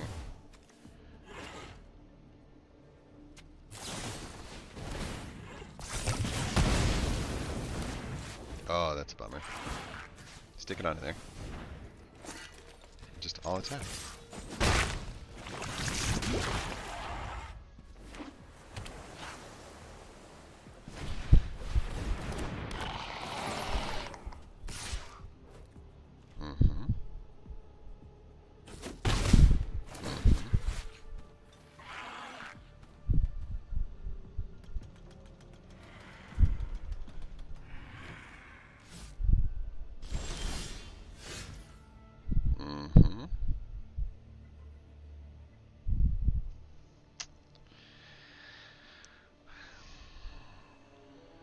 I think we're going to keep the pressure on him.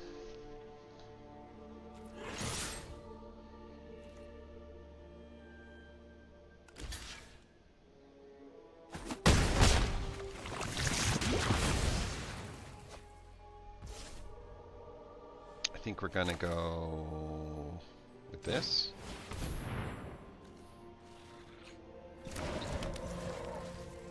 And I think we're going to click end.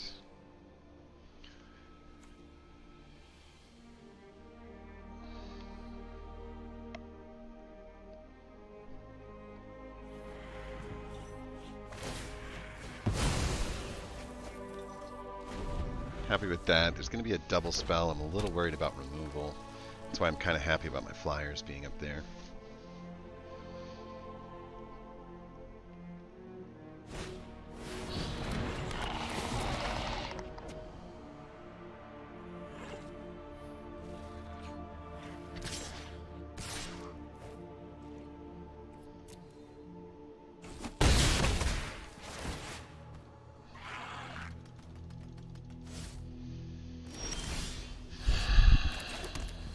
Okay, so the goal would be to add a mana, exile collar, put it on there, put this up there, and turn him into what? A blocker?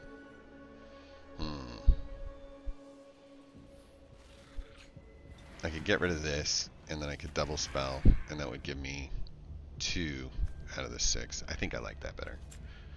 So we'll do one of these. We'll do another one of these.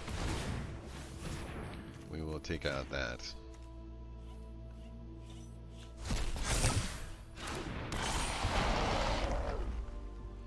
And we will all attack.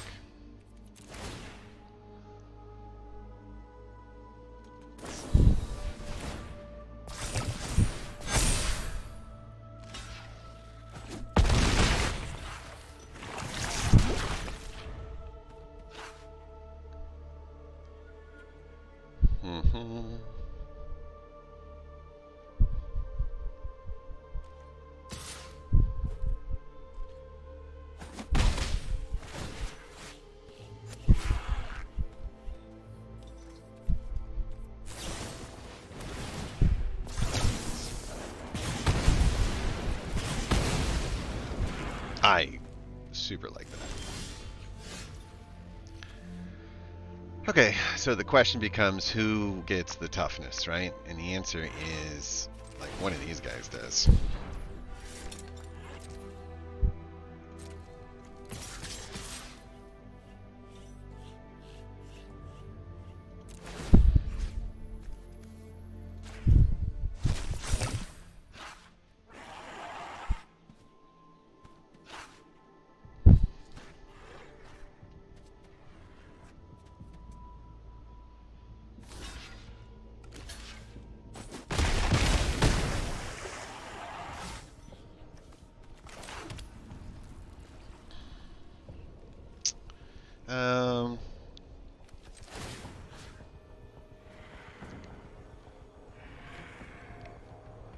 Probably put it on this guy.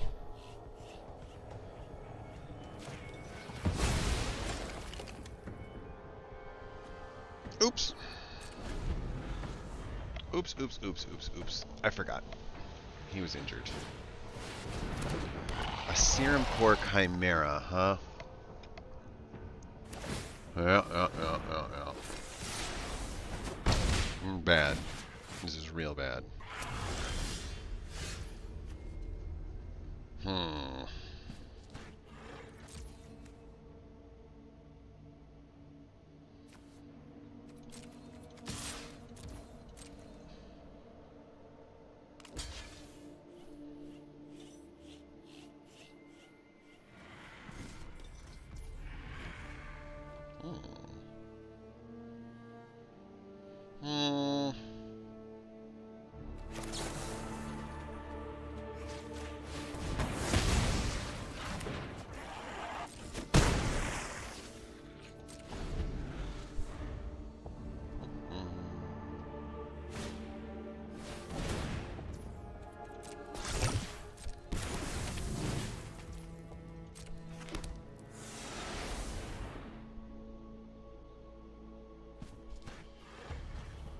I super regret that.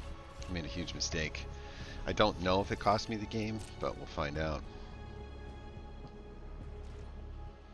An artifact would have changed everything.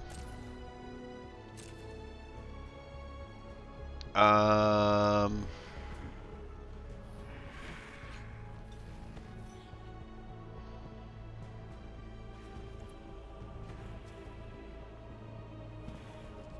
can't. I feel bad, but yeah. Yeah, yeah.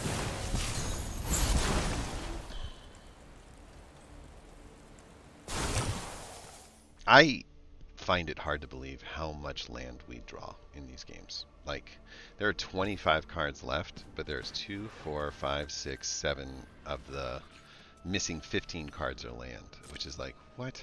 How is that possible? My turn.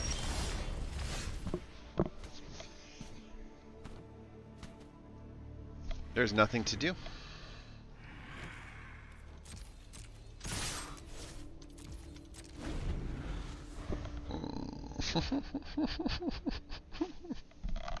Oh well. This is what happens. You just get grounded to the ground. He's got 5 mana, so he's at 3 more playable cards than I have. Pass, pass, no. Do your 3 damage. Yep. Do it. Do it!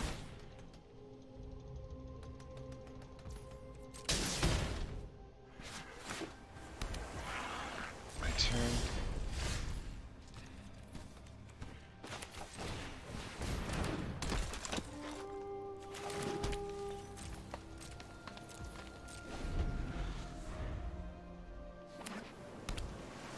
Meldweb and me could trade with Malara. I could definitely beat that. I can't block that. Pretty much game over here if I can't win. So how would I win? How do I change this? Remove the Serum Core Chimera completely out of the equation. I need a removal spell like a Planar Disruption.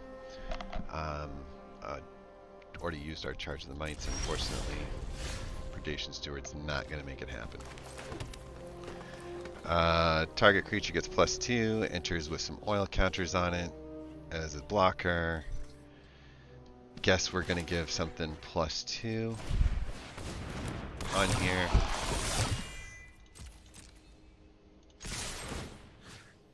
Get rid of you.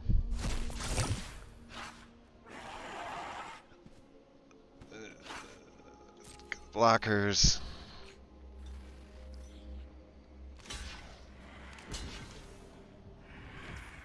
Yeah.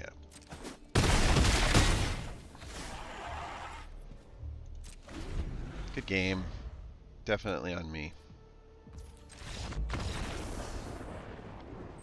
Definitely my fault. Okay, we take a loss. On me. I made a mistake. I took that piece of equipment off and lost the 2 that would have done it. Lost the blocker. Totally changed the equation. You saw as soon as I got back up the body, which took like 3 more turns to accomplish. Unfortunately, on all 3 of those turns, I drew land. That's just a death sentence in limited. I've got 15 lands in this deck. I don't understand how the thing tries to smooth out so much land into your hand. It never has a land in the bottom 20 cards, it feels like. All the land moves its way up to the top, and that's just a horrific reality in this format. We have a 2-mana card to throw if we don't draw the white mana, which we don't, so we throw.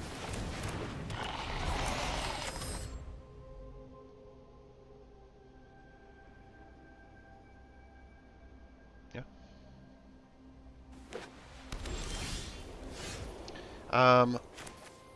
We don't need to do anything crazy. Just put some stuff out, all attack, get it in there.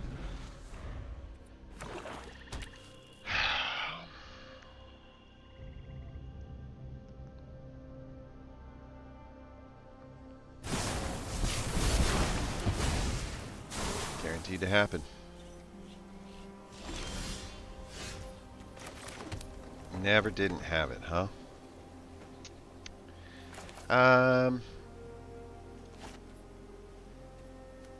Yeah.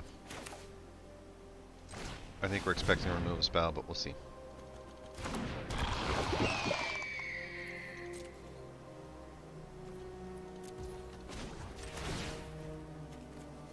Fine with that.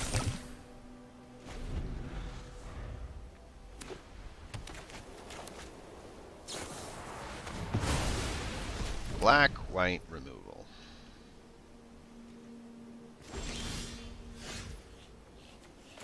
I'm okay with this.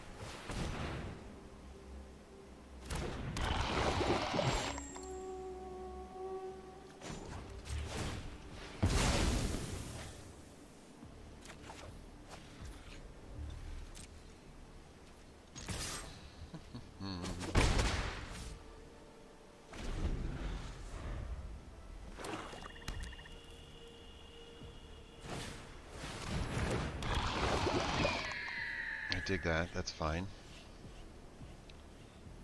Black, white, toxic removal? Oh, very interesting. Hard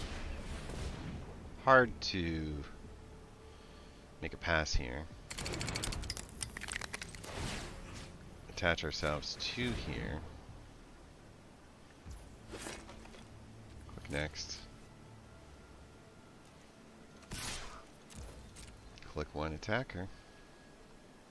That's a lot of toxic to take. Yeah, I didn't think so. Oh, this guy with his endless Drex. Yeah. It's okay.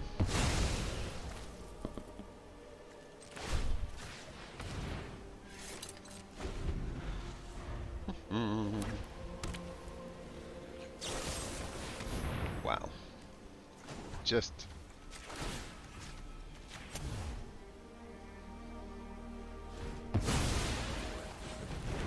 stop it.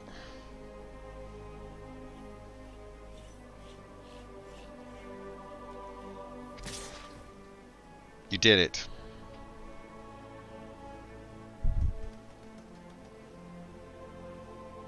You're almost out of cards. You've stopped everything that I've tried to do. You've got to feel really proud of yourself at this point. Come on. Just don't be stupid. Angel. We go here. Yeah? We go here. Yeah. Click next. Then turn. Okay with this. It's fine.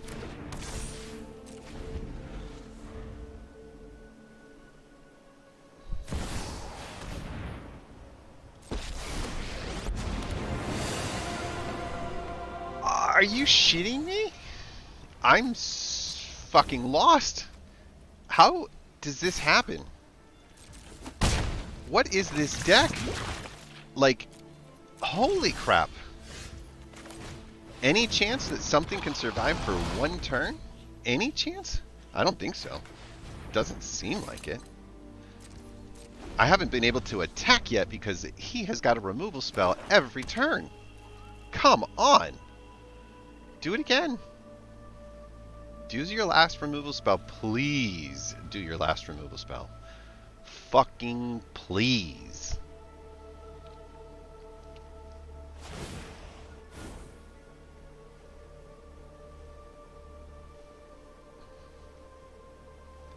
Do your removal spells. I got nothing. I'm dead in the water again. God, what a pain in the ass, man. What a pain in the ass. Just so much removal. Like, I don't think I've ever seen a Braska in here. Like, so much.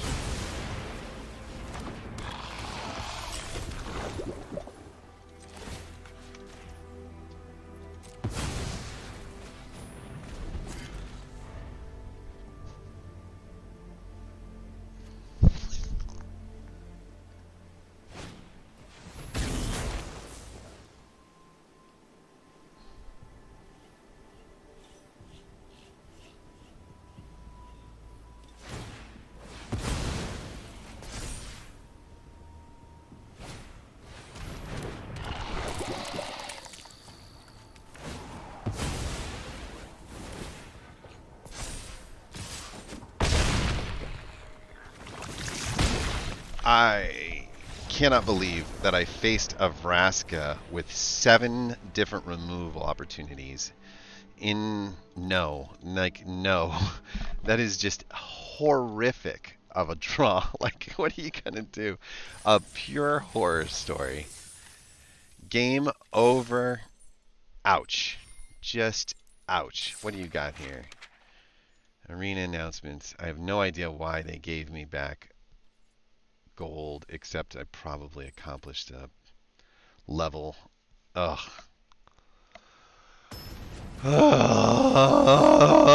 Vraska, removal. Like, come on, dude. This is the most unfun thing to do with my day. I don't know why I waste my time.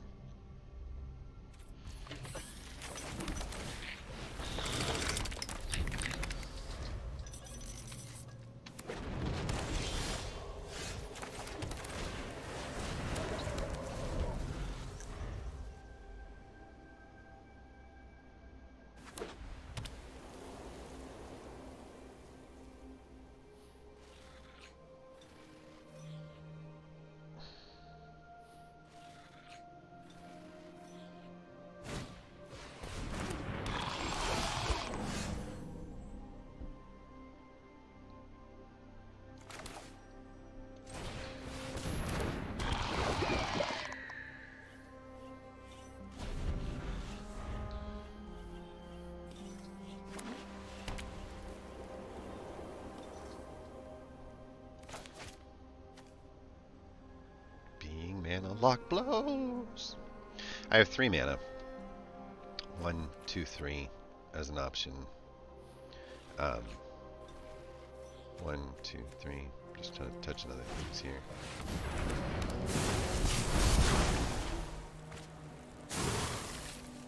The Chronicler would be a good blocker against the Vorak. I'm not worried about the Westline Cultivator.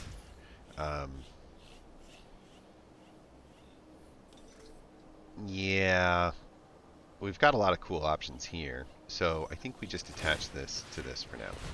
Okay. We're going to go next to combat, next to attackers. We're going to attack with this on the way in. And we are going to hold.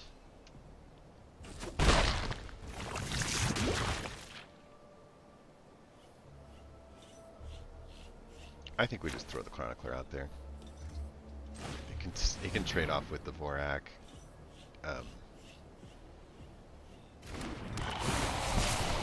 Unfortunately, nothing I can do on that.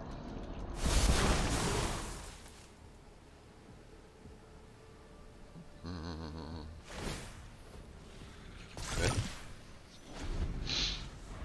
Vorak chooses to attack.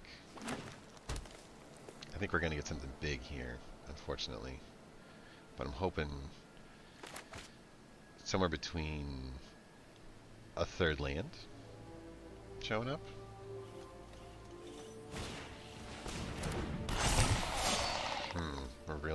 We're okay with that.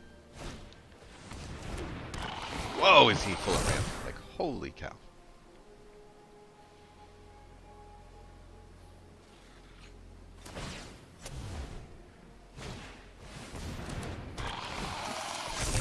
This is good.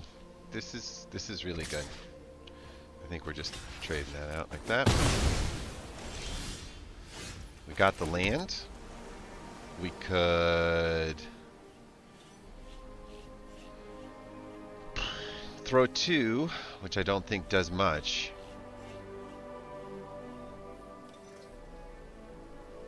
But we're only letting the Evolving Adaptive get in. We could throw 1.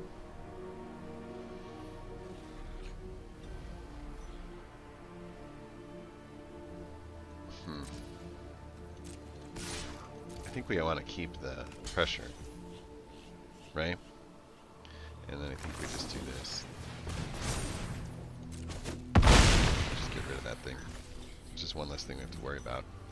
And now, looking at it that way, I feel a lot better about giving up the damage. We can get rid of that, that's fine.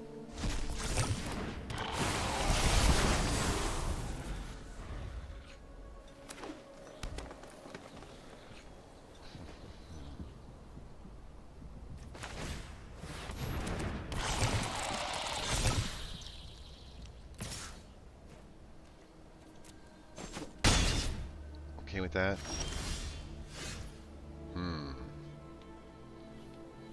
3 mana.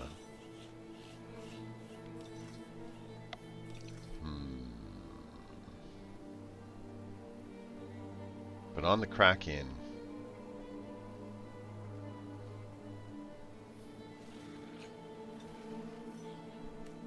if I do it like this, he'll be at a 1-something attacking. That won't really help anything, so that won't really work. If I do this, he's just another oil counter guy, like another body. But when he attacks in, he threatens a little bit more. So the question is, what do you want to attack with, right? I think we just go next to attackers and consider that we're going to be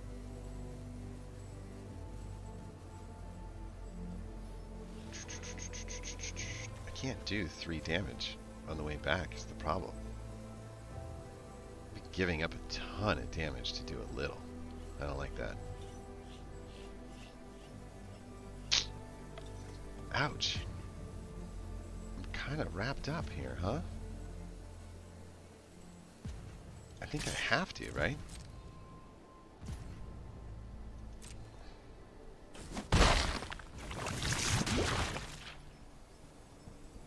I think I'd rather chump this guy.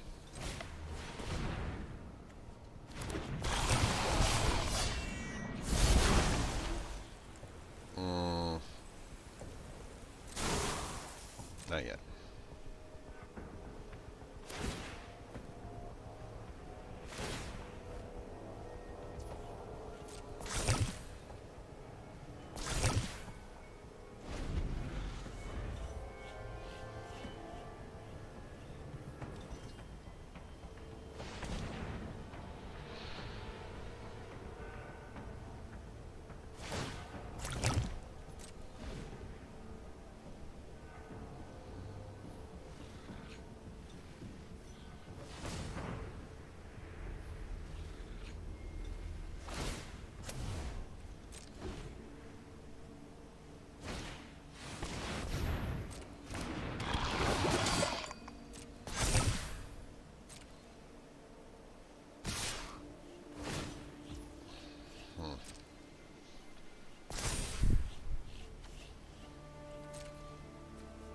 I think I'm just gonna block this.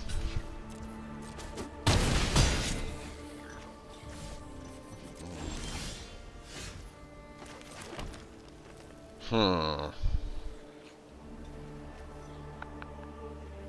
think that's game.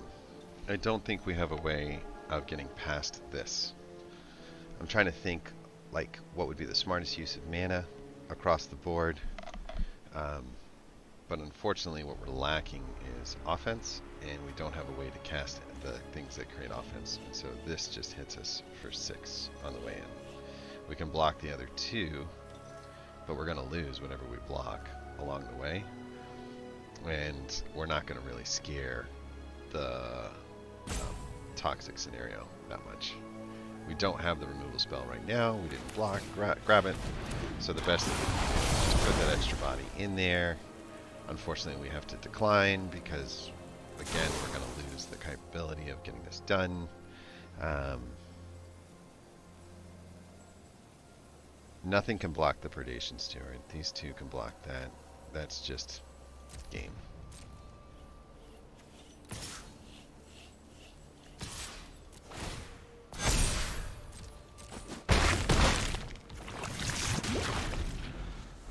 The only thing I can think of is do the double chump block and find the board removal and the land in order to create. I mean, it's just too many bad things are going to happen here.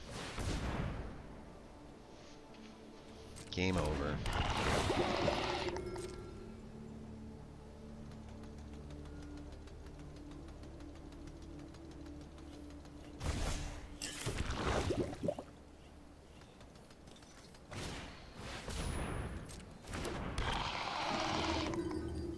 Endless mana.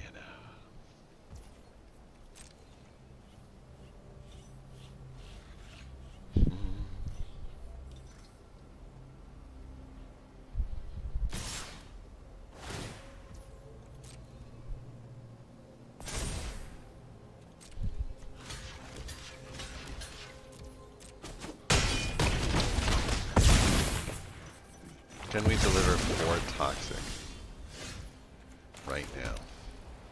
Nope.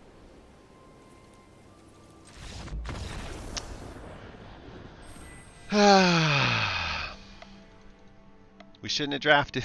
I didn't get a win. It's 2 drops in a row. We went 0-3, and it just... I don't know what to tell you, man. Like, it's about as bad as it can get. Very frustrating, obviously. Fencer, Corpse Puppet, yada yada. Announcements are here. Life is great, right? What are you going to do? We did pick up a couple of rares. We did pick up a couple of gems, but a very small amount of gems. And we're just way off again on the ability to make any ground on there. So that's the name of the game. It happens.